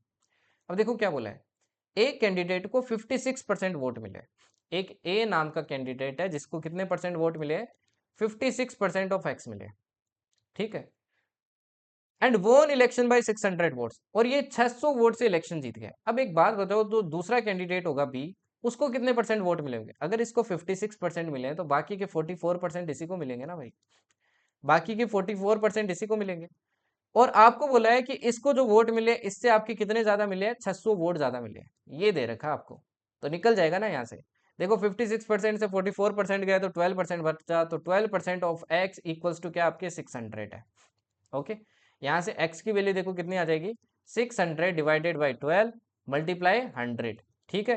12 से ये देखो कितनी बार कटेगा, आपके 50 टाइम कट जाएगा, तो आंसर आ गया आपके 5000 वोटर्स, आंसर हो जाएगा आपका बी। क्लियर। चलिए नेक्स्ट देखिए, जैसे ये और क्वेश्चन देखिए एक इलेक्शन का। In an election between two candidates, one candidate got 46% votes and won the election by 600 votes. If 10% of total were declared invalid, find the total number of voters in the list. इस बार देखो क्या बोला आपको कि भाई again दो candidate है, एक कैंडिडेट को कितने वोट मिले, 46% वोट मिले, and won the election by 600 votes. कितने वोट से जीत गए, 600 वोट से। If 10% of the total were declared invalid, क्या है, इनवैलिड है, 10% क्या है भाई, इनवैलिड है। तो बताइए टोटल नंबर ऑफ वोटर्स कितने थे लिस्ट के अंदर। ओके, अभी देखिए टोटल नंबर ऑफ वोटर्स निकालने अपने को। मैं मान लेता हूं अगेन टोटल कितने एक्स है, टोटल कितने एक्स है। अब ये एक्स है, इसमें से 10% तो आपके इनवैलिड है, तो वैलिड कितने होंगे, वैलिड कितने होंगे, वैलिड आपके 90% होंगे। 90% of x will be valid. Now see, एक कैंडिडेट को 46% वोट मिले हैं, कितने मिले हैं, 46। ए नाम का कैंडिडेट है जिसको क्या मिले हैं, 46% ऑफ एक्स। तो बी को कितने मिले होंगे, देखो मिलेंगे तो वैलिड में से ना, वैलिड में से 46% इसको मिल गए, तो इसको मतलब 44% मिले होंगे, है ना। इसको कितने मिलेंगे, 44%। और अगेन देखो इन दोनों का डिफरेंस दे रखा आपको 600। अगेन देखो 2% ऑफ एक्स इक्वल्स टू क्या हो जाएगा, 600। ठीक है, एक्स की वैल्यू देखो यहाँ से कितनी आ जाएगी आपकी, अगेन 30,000 आ जाएगी। तो आंसर हो जाएगा आपका ए। फाइन। नाउ नेक्स्ट बात करते हैं, आपके जो एग्जाम में इतना ज्यादा नहीं पूछा जाता है बट बेसिक आइडिया होना चाहिए, question based on commission. Commission पे बेस्ड आपसे क्वेश्चन पूछ लेते हैं। ठीक है, सपोज करो आप किसी कंपनी के अंदर काम करते हो, सेल्स वाली कंपनी के अंदर काम करते हो, जो आप रील वगैरह में देखते हो ना, किसी को BMW मिल रही है, किसी को क्या मिल रही है, इज्जत इज्जत वाला जो गेम खेलते हो, वही वाला गेम। तो सपोज करो आपने क्या किया, 1 लाख की सेल किया, टोटल कितनी सेल किया, 1 लाख की सेल किया। तो आपको कंपनी बोलती है कि अगर आप 1 लाख की सेल करोगे ना, तो इस 1 लाख में से 5,000 आपका कमीशन होगा, बाकी हमारा कंपनी का होगा। तो आपको इस 1 लाख में से कितना मिल गया, 5,000 रुपये मिल गए।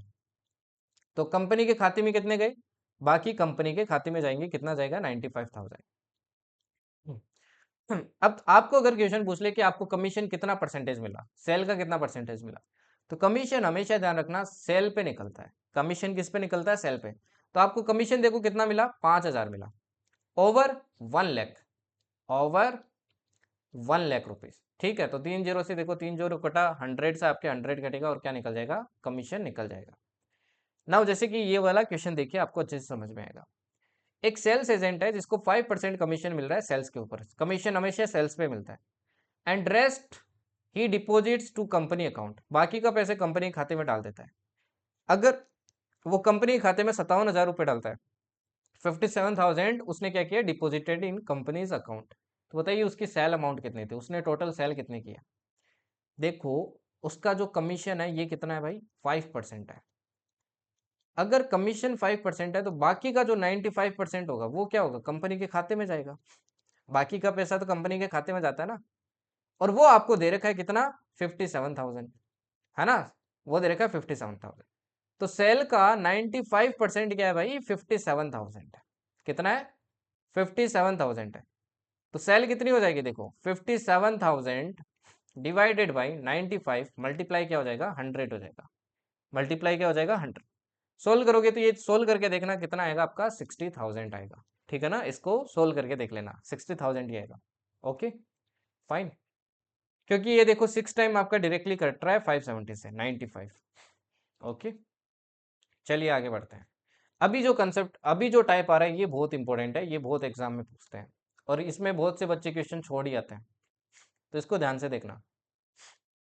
Question based on fresh fruits. Now see, आपने देखा होगा जैसे कि ग्रेप्स हो गए, ग्रेप्स हो गए, तो ग्रेप्स के अंदर क्या क्या होता है, एक तो देखो आपका पल्प होता है, पल्प मतलब छिलका, है ना, गुद्दा जिसको बोलते हो आप। और दूसरा क्या होता है भाई, पानी होता है उसके अंदर, वाटर होता है। ठीक, अगर आप उसको सुखाने छोड़ देते हो 4-5 दिन के बाद, वो क्या बन जाता है, किशमिश बन जाता है, जिसको आप क्या बोलते हो, ड्राई फ्रूट बोलते हो। इसको क्या बोलते हो, ड्राई फ्रूट। तो फ्रेश फ्रूट क्या होता है, जिसके अंदर भाई एकदम फ्रेश है, पानी वगैरह है। और ड्राई फ्रूट जिसके अंदर आपके पानी नहीं है। अब एक बात बताओ, इन दोनों में कॉमन क्या है, क्या चीज चेंज नहीं हुई। देखो सपोज करो ये पहले 5 किलो क्या था आपका, पल्प था इसके अंदर, तो अभी भी पल्प उतना ही होगा ना भाई, अभी भी पल्प 5 kg रहेगा ना। हाँ, पानी क्या हो जाएगा, कम हो जाएगा, पानी पहले जितना था जरूरी नहीं है उतना हो। तो हमेशा ध्यान रखना, फ्रेश फ्रूट ड्राई फ्रूट में कॉमन क्या रहता है, हमेशा पल्प कॉमन रहता है, पल्प आपका हमेशा सेम रहेगा, यही कंसेप्ट है, यही आपका क्या है भाई, कंसेप्ट है। अब इस कंसेप्ट को देखो क्वेश्चन सोल्व करने में कैसे यूज करते हैं। आपको बोला है fresh fruit contain 76% water and dry fruit contains 20% water, how much dry fruits can be obtained from 100 kgs of fresh fruit. आपको बोला है, इधर लिखता हूं मैं फ्रेश फ्रूट, इधर लिखता हूं मैं ड्राई फ्रूट ठीक है, इधर लिखता हूं मैं ड्राई फ्रूट, ओके। हाँ इधर नहीं, इधर लिख लेते हैं, राइट साइड में लिख लेते हैं। इधर लिख लिया मैंने फ्रेश फ्रूट, इधर लिख लिया ड्राई फ्रूट। इसके अंदर देखेंगे अपन वाटर कितना है और इसके अंदर देखेंगे अपन पल्प कितना है। अब एक चीज देखो, आपको बोला ड्राई फ्रूट कितना बनाया जा सकता है आपके 100 किलो फ्रेश फ्रूट से, बोला है कि फ्रेश फ्रूट कितना है 100 kg है।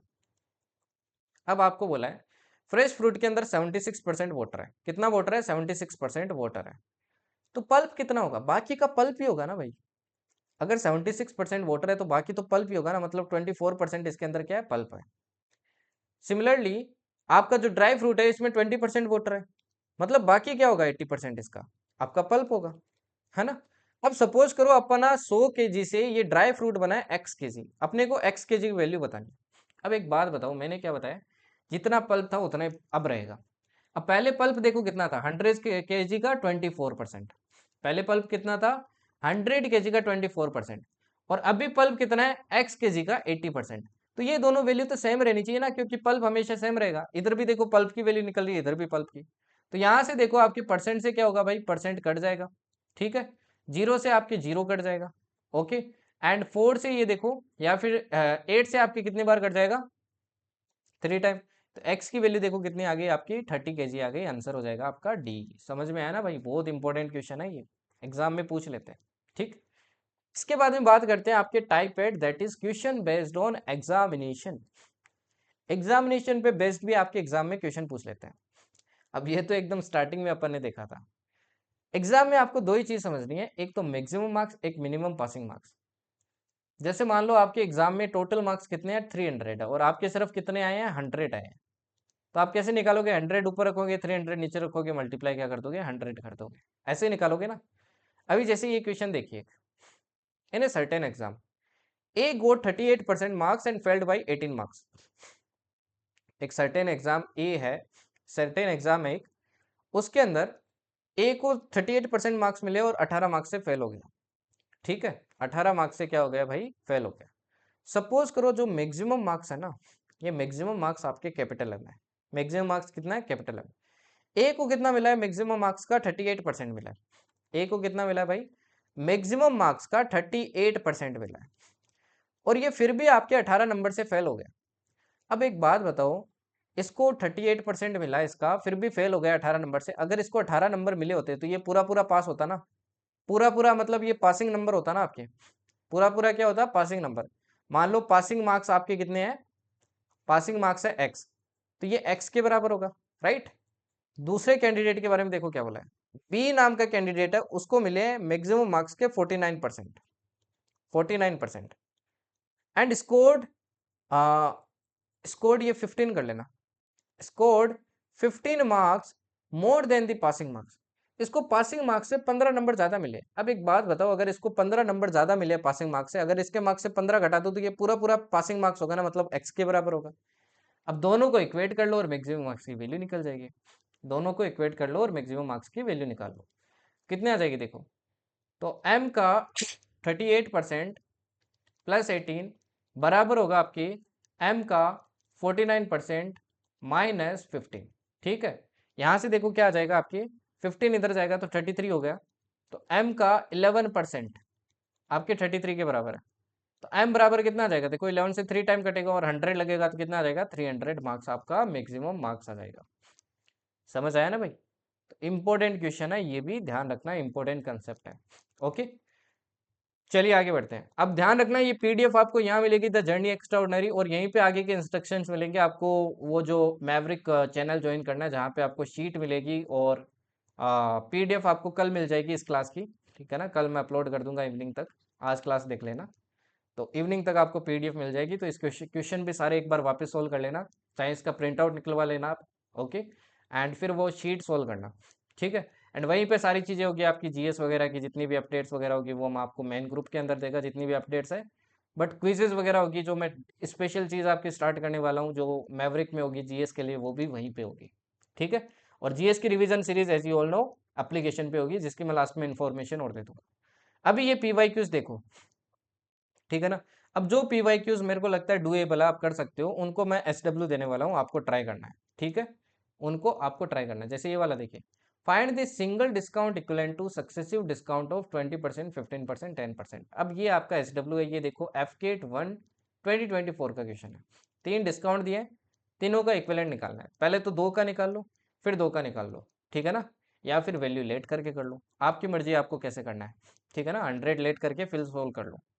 तो इसका आंसर बताना मेरे को कमेंट के अंदर आंसर चाहिए।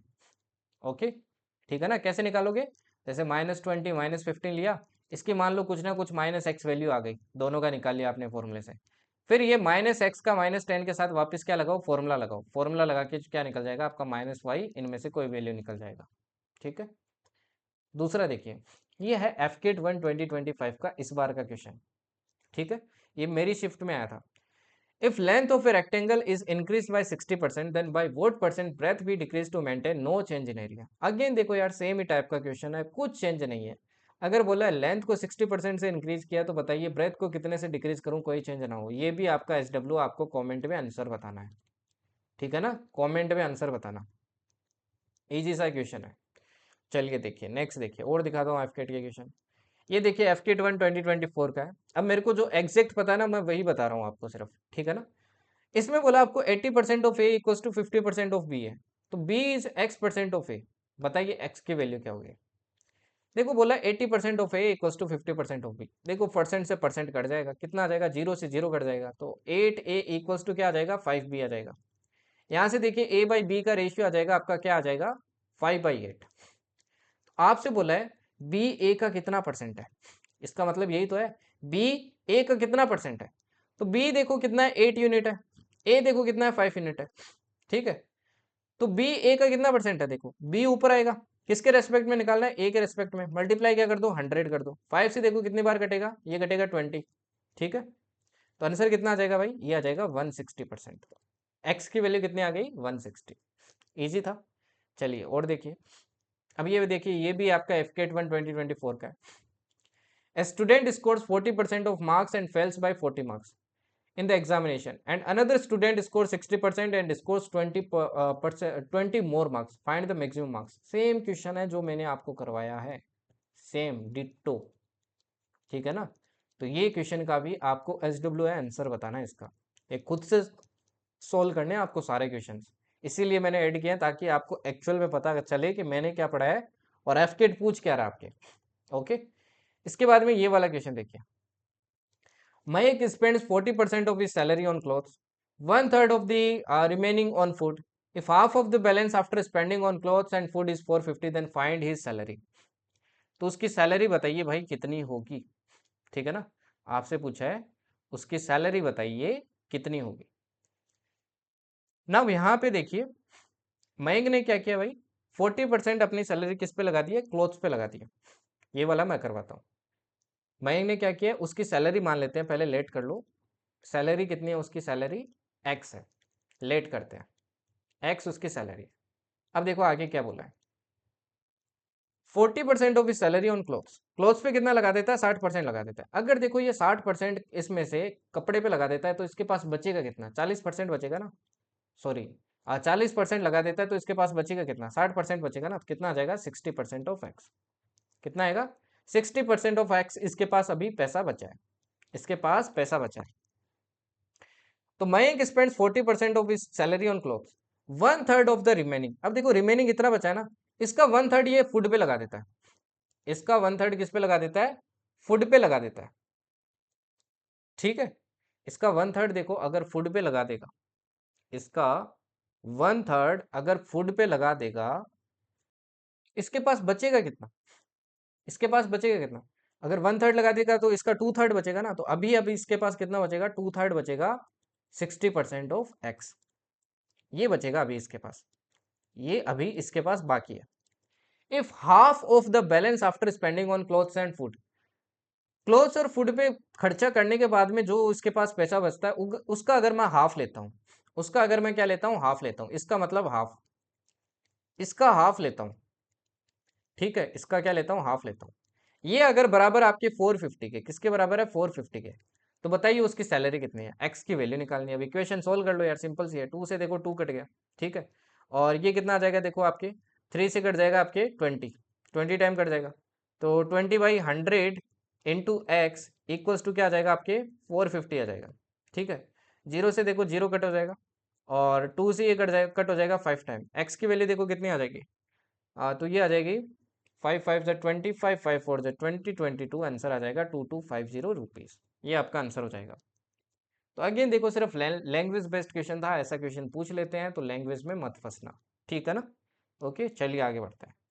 अभी ये वाला क्वेश्चन देखिए, if the price of A commodity is first increased by 20% and then increased by 20%, then by how much percent the expenditure per month be increased to meet the consumption। अब इस question को जल्दबाजी में confuse मत कर देना कि पहले इंक्रीज किया है फिर इंक्रीज किया है, तो वो वाला कंसेप्ट में लगा देना कि मेरे को एक्सपेंडिचर चेंज ही नहीं करना है। इन्होंने पूछा है इस बार एक्सपेंडिचर कितने से बढ़ाए, ठीक है ना, उससे थोड़ा हटके क्वेश्चन है। अब देखो कोई कॉमोडिटी है, उसका प्राइस मैंने पहले 20% से बढ़ाया, सपोज कर लो कोई भी कॉमोडिटी है, ठीक है ना, कोई भी कॉमोडिटी है, उसका प्राइस पहले क्या हुआ आपके 20% से इंक्रीज हुआ है, उसका प्राइस क्या हुआ है भाई, 20% से इंक्रीज हुआ है। तो ये तो बहुत सिंपल है ना यार, सक्सेसिव परसेंटेज लगा लो। देखो कोई कॉमोडिटी है, इसका प्राइस भी है, इसका पहले 20% से प्राइस इंक्रीज किया है, फिर आपके अगेन 20% से प्राइस इंक्रीज किया है, तो आपको बोला है कि ओवरऑल मेरे को कंजप्शन वही रखना है, तो एक्सपेंडिचर में खर्चा कितने से बढ़ाऊं। तो खर्चा यार सिंपल सी बात है ना, पहले 20% फिर 20% बढ़ा है, तो देख लो प्राइस कितना बढ़ा है उतना ही आपका खर्चा बढ़ा है, तो सक्सेसिव लगा लो। 20 + 20 + 400 डिवाइडेड बाई 100, आंसर कितना आ गया भाई, आंसर आ गया 44%। इस तरीके से देखो एप्लीकेशन यूज होती है। और ये देखो FK2 2024 का क्वेश्चन है, पिछले से आपके साल का। नाउ ये वाला CDS का क्वेश्चन देखिए, ये वाला CDS का क्वेश्चन देखिए। अब ये CDS का क्वेश्चन है ना, ये मैं आपको HW के लिए इसलिए दे रहा हूँ क्योंकि मैं चाहता हूँ कि आप लैंग्वेज पढ़ो और लैंग्वेज समझो, तो इसलिए ये एक पर्टिकुलर क्वेश्चन आपको SW दे रहा हूँ। प्लीज इसको ट्राई करना, इवन FK वाले ट्राई करना, ताकि मैं चाहता हूँ आप दिमाग को घिसो और लैंग्वेज के अकॉर्डिंग चीजें करते जाना। जैसे देखो क्या बोला है, total population of area is 10,000, तो सबसे पहले ऊपर लिख लेना 10,000, ठीक है। Out of which male and female are equal in number. अब देखो मेल और फीमेल इक्वल नंबर में है, तो मेल इधर लिखा फीमेल इधर लिखा, तो 5,000 5,000 हो जाएंगे, ठीक है, 5,000 5,000। फिर देखो क्या बोला है, out of the total population 30% are newspaper readers. Total population में से 30% मतलब 3,000 लोग क्या करते हैं, न्यूज़पेपर पढ़ते हैं, न्यूज़पेपर पढ़ते हैं, ठीक। इसके बाद में आगे सोल्व करते जाना कि इंग्लिश न्यूज़पेपर रीडर्स कितने हैं, कौन से कितने हैं, इसके हिसाब से इस क्वेश्चन का आंसर बताना मेरे को, ठीक है। ये भी CDS का क्वेश्चन है, CDS 2 2024। नाउ नेक्स्ट देखिए, ये वाला देखिए, CAPF का देखिए भाई, है ना, CAPF क्या अलग चीज पूछता है। अब CAPF वाले यार देखो ये 15 क्वेश्चन ना बहुत सिंपल आते हैं, ठीक है, एक आध टिपिकल मानता हूँ मैं, एक आध आ जाता है, एक दो मान के चलो कि जिनमें आप अटक सकते हो। वैसे तो वो भी कर सकते हो अगर आपका अच्छा मतलब काफ़ी अच्छा नॉलेज है, बट अगर कोई पहली बार मैथ्स पढ़ रहा है तो वो इनमें अटक सकता है। तो तेरा तो सिक्योर करो ना, तेरा क्वेश्चन तो सिक्योर करो at least. Now see, there was a hike in petrol price by 12%। Petrol price में क्या है, 12% का हाइक है। तो बताइए भाई how much percentage should a person decrease his petrol consumption. वही है ना, देखो एक्सपेंडिचर में चेंज नहीं चाहिए। ये CAPF 2024 इस बार का क्वेश्चन है, मतलब पिछले वाले का क्वेश्चन है, इस बार वाला तो होने वाला है। तो 12% का क्या है भाई, इंक्रीज है। 12% का मतलब क्या होता है, 12% का मतलब क्या होता है, फ्रैक्शन में कन्वर्ट कर लो, 12/100 है ना, या फिर क्या हो जाएगा 6/50, या फिर क्या हो जाएगा 3/25। तो पहले मतलब अगर प्राइस आपका 25 था, अभी प्राइस कितना हो गया 28 हो गया, तो उसको कंजप्शन कैसे डिक्रीज करनी पड़ेगी, 28 से 25 करनी पड़ेगी। कितने का डिक्रीज, 3 का डिक्रीज ओवर 28 मल्टीप्लाई 100। अब इसको सोल्व कर लो, सिंपल सी बात है, ठीक है ना। इसको क्या कर लो भाई, सोल्व कर लो। अब सोल्व करेंगे तो देखो कितना आएगा, ये सोल्व करेंगे तो कितना आएगा। तो देखो 300 में डायरेक्टली अपन क्या कर लेते हैं, 28 का डिवाइड कर लेते हैं। तो 300 में अगर आप 28 का डिवाइड करोगे तो देखो 1 टाइम तो जाएगा, ओके, फिर जीरो लगा देते हैं, 0.7 टाइम जाएगा, तो आंसर आ गया C, सिंपल। चलिए नेक्स्ट देखिए, अभी ये देखिए CAPF 2023। अब ये क्वेश्चन ना कहीं आप परसेंटेज का भी मान सकते हो और आपके उसका भी मान सकते हो, डेटा इंटरप्रिटेशन का। काफी इजी क्वेश्चन है। 3 क्वेश्चन आए हैं भाई, 3 क्वेश्चन एक ही एग्जाम के अंदर, सिर्फ परसेंटेज से। देखो कितना इजी है ये। आपको बोला next 3 items are based on a survey on a occurrence of vowels in a certain book irrespective of whether are upper or lower case. एक कोई बुक है, उसके अंदर आपके जो वोवल्स होते हैं, वोवल्स कौन से होते हैं, ए ई आई ओ यू, ये कितनी बार आते हैं, कितना परसेंटेज मतलब इनका अकरेंस है, वो आपको दे रखा है। कि उस बुक में ए आपके 20% आता है, ई आपके 45% आता है टोटल में से, आई आपके 15%, ओ 8% और यू 12%। पहला क्वेश्चन देखो क्या है। For how many pairs of vowel is the chance of occurrence of any one of the two more than 34% in the book. For, देखो क्वेश्चन ध्यान से रीड करना बहुत जरूरी है। यहाँ पे क्या बोला है, for how many pairs of vowels, कितने आपके पेयर्स ऑफ वोवल्स के, is the chance of occurrence of any one of the two more than 34%। कि भाई अगर मैं इनमें से कोई भी 2 वोवल लेता हूं, है ना, इनमें से ये जितने वोवल दे रखे हैं ना, इनमें से कोई भी एक पेयर लेता हूं, पेयर मतलब मैं 2 वोवल सिलेक्ट करता हूं, उसके होने के आपके मतलब उन दोनों का सम करोगे आप परसेंटेज का, तो 34% से ज्यादा होने के कितने आपके ऐसे पेयर पॉसिबल है, ऐसे पेयर कितने पॉसिबल है।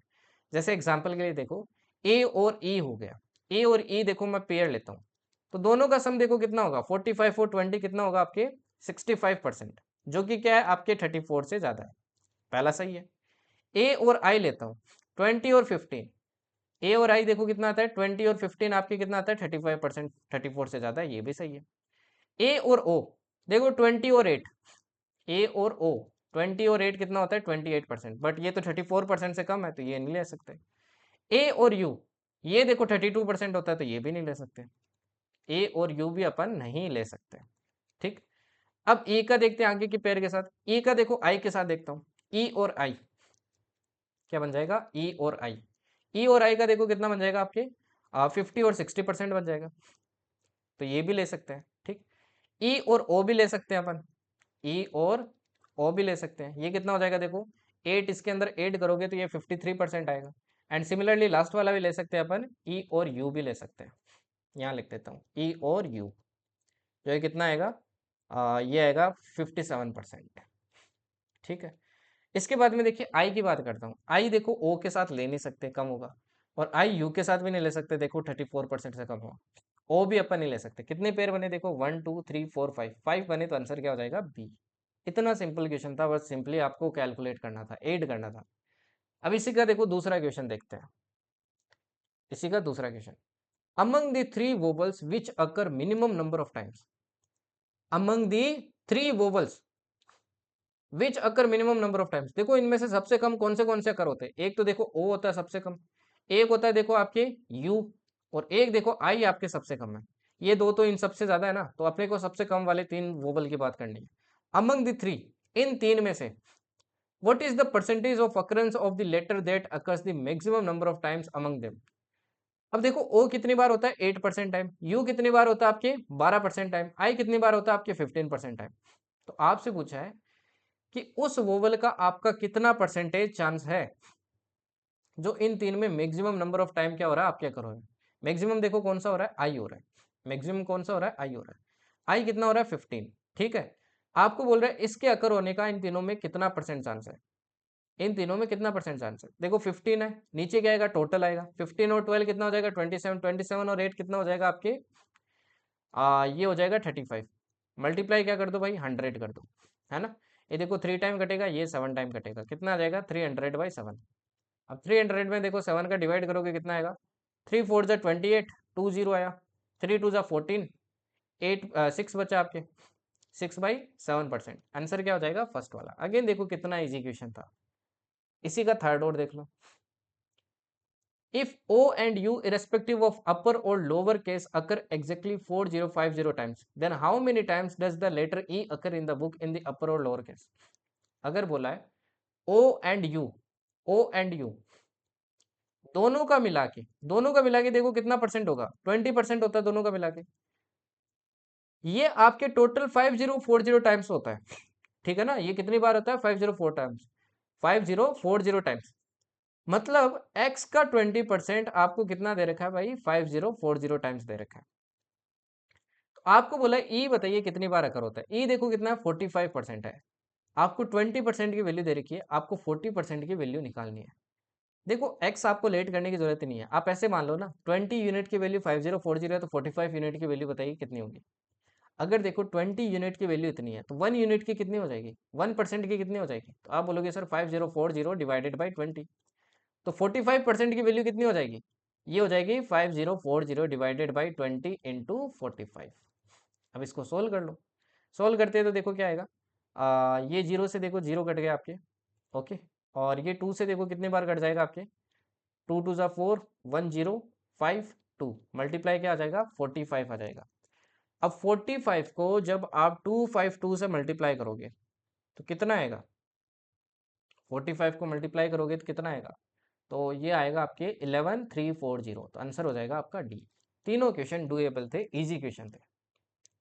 चलिए और क्वेश्चन देखते हैं। अभी ये वाला क्वेश्चन देखिए। अब ये CAPF 2022 का है, मैंने 24 का दिखाया, 23 का दिखाया, अभी 22 का देखो। A person buys an item from a shop for which the shopkeeper offers a discount of 10% on the market price, okay.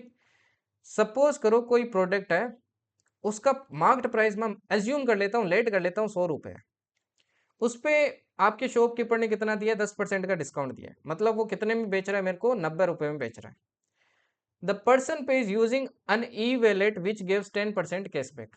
अब देखो एक इसने ना, ये जो बंदा खरीद रहा है, आप खरीद रहे हो, आप क्या खरीद रहे हो, ई वैलेट से खरीद रहे हो, मतलब मान लो कोई यूपीआई ऐप वगैरह आप यूज कर रहे हो, वो आपको 10% और डिस्काउंट दे रहा है, कैशबैक दे रहा है, मतलब डिस्काउंट ही हो गया। तो बताइए इफेक्टिव डिस्काउंट कितना हुआ। अब देखो फर्दर आपको 10% का डिस्काउंट मिला, तो सिंपल है ना भाई, सक्सेसिव परसेंटेज चेंज का फॉर्मूला लगाओ। पहले देखो 10% का मिला, फिर 10% का मिला, तो क्या करोगे, -10 प्लस 100 डिवाइडेड बाई 100, आंसर कितना आ गया, -19%। देखो सेम क्वेश्चन आया ना, डिट्टो आपको दो टाइप के दिखा दिए, 24 में और 22 में। और देख लो, अब ये वाला देखो 21 का है। ए शॉपकीपर गिव्स 2 कंसेक्यूटिव डिस्काउंट्स, एक शॉपकीपर क्या देता है, 2 कंसेक्यूटिव डिस्काउंट देता है, एक -10 का और एक -5 का। He then adds 20% GST on this item, फिर इसके ऊपर ये क्या लगाता है, 20% जीएसटी लगाता है ना। जीएसटी क्या लगती है भाई, प्रोडक्ट का जितना प्राइस है उसका 20% लगेगा। If an item has marked price 2000, how much more or less of the actual price of the item a customer has to pay. Now see, double आपको डिस्काउंट दिया है, अगर देखो डबल आपको डिस्काउंट दिया है तो ओवरऑल डिस्काउंट कितना हो जाएगा, -10 और -5, और -10 इंटू 5 करेंगे कितना आएगा, -50 आएगा, है ना। माइनस माइनस सॉरी प्लस हो जाएगा, कितना आएगा आपके 50 आएगा, ठीक। डिवाइडेड बाई क्या करेंगे, 100 करेंगे, तो जीरो से जीरो कट गया, ये कितना आ गया, -15 प्लस 0.5 आ गया, जो कि कितना आ जाएगा, -14.5% का डिस्काउंट मिल गया, ठीक है। 14.5% का डिस्काउंट मिल गया। अब ये थोड़ा आपके मार्क प्राइस से रिलेटेड कंसेप्ट है, आपको सेलिंग प्राइस कॉस्ट प्राइस पे मेरे को थोड़ा थोड़ा बताना पड़ेगा, तो ये क्वेश्चन लीव कर दो, ठीक है ना, ये अपन नेक्स्ट क्लास के अंदर डील करेंगे, क्योंकि अभी वो खोल के बैठ गया तो आपका दिमाग खराब हो जाएगा, वो नेक्स्ट क्लास का कंसेप्ट है उसमें पढ़ाऊंगा, तो ये क्वेश्चन लीव करना, ठीक है। चलिए ये वाला देखिए, अब तब तक 2021 का ही है। आपको बोला 35% of A number is 416 more than 27% of the same number. Suppose करो वो नंबर क्या है, एक्स है। इस x नंबर का अगर 35% निकालता हूँ, x का कितना निकालता हूँ, 35%, तो बोला इस x नंबर का 35% और इसी x नंबर का 27%। बोला है कि इस नंबर का 35% 416 ज्यादा है इसके 27% से, इसके 27% से क्या है, 416 ज्यादा है। तो बताइए नंबर क्या है। अब तो सिंपल है ना, इक्वेशन बन गई, इधर ला के माइनस कर दो, कितना हो जाएगा, ये बचेगा 12% ऑफ x, है ना, सॉरी 12 नहीं, ये बचेगा आपके 8% ऑफ x, 8% ऑफ x, जिसकी वैल्यू कितनी दे रखी है आपको, 416 दे रखी है। अब यहाँ से x की वैल्यू निकालोगे कितनी आएगी, 416 डिवाइडेड बाई 8 मल्टीप्लाई 100, है ना। 8 से देखो इसको कट कर दो, तो ये कितनी बार कट होगा, 5 टाइम 40 16200, आंसर आ गया 5200। अगेन देखो कितना सिंपल क्वेश्चन आया था। नाउ ये लास्ट क्वेश्चन, अब देखो CAPF 2020 में जो सेम क्वेश्चन डिट्टो आ चुका है, वही आपके CDS ने पूछा, सेम ही क्वेश्चन पूछा है, देख लो कोई डिफरेंस नहीं है। ये CAPF 2020 में आया, वही CDS ने आई थिंक 2023 में पूछा कि 2024 में पूछा, सेम क्वेश्चन डिट्टो पूछा, इसलिए PYQ इंपॉर्टेंट होता है, ठीक है ना। अब ये अगेन आपका SWS का आंसर होता है ना। ओके, तो ये देखो आपके CAPF पूछता है भाई। आई होप आपको समझ में आया होगा कि परसेंटेज में क्या पूछ रहा है, क्या आपके CDS में पूछ रहा है, क्या CAPF में पूछ रहा है, और क्या आपके आपके FCAT में पूछ रहा है, आपको कितना पढ़ने की जरूरत है। तो मैंने आपको उतना ही पढ़ाने की कोशिश की है, ठीक है ना। तो आई होप आपने मैक्सिमम गेन किया इस क्लास से, एंड जितनी भी आप और क्लासेस देखते हो उससे थोड़ा आपको बेटर कंटेंट मिला है। नाउ यहाँ पे थोड़ी चीजें सुन लेना आप। द जर्नी एक्स्ट्राऑर्डिनरी का मैं अभी आपको कमेंट सेक्शन में लिंक देगा, तो ये सीरीज अभी अपनी स्टार्ट हो चुकी है, अभी ये अपन कंप्लीट करेंगे, ठीक है। तो यहाँ पे आपको PDF मिल जाएगी, कल मिल जाएगी शाम तक, कल शाम में आपको PDF मिल जाएगी। ओके, रेस्ट कुछ और चीजें और सुनो, आप एप्लीकेशन डाउनलोड कर लेना द जर्नी एक्स्ट्राऑर्डिनरी, ठीक है। द जर्नी एक्स्ट्राऑर्डिनरी आपको प्ले स्टोर पे मिल जाएगी, प्ले स्टोर पे डाउनलोड करने के बाद में ये जो फ्री कोर्सेज है इसके अंदर जाना, इसके अंदर आपको मैवरिक बैच दिखेगा ये वाला, ठीक है ना। ये PY की रिवीजन बैच अपन स्टार्ट कर रहे हैं फॉर CAPF CDS एंड आपके NDA, ठीक है ना। इसके अंदर अपन PYQs के थ्रू मैक्सिमम रिवाइज करेंगे 60 डेज में। ओके, मैक्सिमम चीज़ें गेन करेंगे। अब ये कम्प्लीटली फ्री होने वाला है, and as you all know what I teach and what my content in, तो उसकी टेंशन मत लेना, मैं बेस्ट दूंगा आपको यहाँ पे चीज़ें। ओके, तो ये फ्री के अंदर मिल जाएगा, कुछ पे करने की जरूरत नहीं है। एंड रेस्ट मैं यहाँ पे आपको इसी टेलीग्राम पे द जर्नी एक्स्ट्राऑर्डिनरी मैवरिक्स का आपको लिंक दूंगा, ये रिसेंटली अपन ने फॉर्म किया है for specifically practice of for practice seats and practice of other things, and as well as आपको मैं एक सीरीज आपकी इसी मैवरिक से एसोसिएटेड होगी आपकी PYQ बेस्ड, वो यहाँ पे भी अपन करेंगे। अब वो अलग वे से होगी, कल उसका पहला आपको क्या मिलेगा, सैंपल मिलेगा, ठीक है ना। Rest you can join me on the Instagram पे स्पेशली FCAT वाले ज्वाइन कर लेना, क्योंकि मैं यहाँ पे आपके कुछ इंपॉर्टेंट इसी के नीचे लाइक शिप्स वगैरह हो गई आपकी, नेवी फ्लीट हो गई आपकी, इंडियन एयरफोर्स की फ्लीट हो गई, उन सब के बारे में मैंने बताया हुआ है, तो वो चीज़ें भी थोड़ी थोड़ी गेन करो। फालतू में रील स्क्रॉल करने से कोई फायदा नहीं है, ये चीज़ें पढ़ो। एंड फाइनली आई वॉन्ट कि यार आप इस चैनल की ग्रोथ में थोड़ी हेल्प करो अभी, है ना, बिकॉज बहुत से लोग इसको नहीं जानते हैं, and we are not that big coaching, and I want कि आप इस चैनल को शेयर करें एंड सपोर्ट करें, ठीक है ना। एंड सब्सक्राइब नहीं किया तो भाई सब्सक्राइब कर लेना, अगर आपको कंटेंट अच्छा लगा है, नहीं लगा है तो कोई बात नहीं है, ठीक है। एंड लेट मी नो आपको क्लास कैसी लगी कमेंट सेक्शन के अंदर, ये मैं आपसे इतना एक्सपेक्ट करता हूँ इतनी मेहनत के पीछे, कि एटलीस्ट इतना मेरे को सपोर्ट मिलेगा, ठीक है ना। बाकी आई वॉन्ट कि आप, मेरे कहने पे ऐसा नहीं है कि सब्सक्राइब करो, ये बस जनरली बच्चे करते नहीं है जब तक उनको बोला नहीं जाए एंड ऐसा ही सीन है, इसलिए मैंने बोला है। बट आई वॉन्ट कि यार अगर आपको लिटरली कंटेंट अच्छा लगा है तो यार सब्सक्राइब करो, and do let me know in the comment section, ताकि मैं इसी एनर्जी के साथ आपको हर चीज़ पढ़ा सकूं, ठीक है। चलिए फिर नेक्स्ट क्लास के अंदर मिलते हैं। थैंक यू एंड जय हिंद।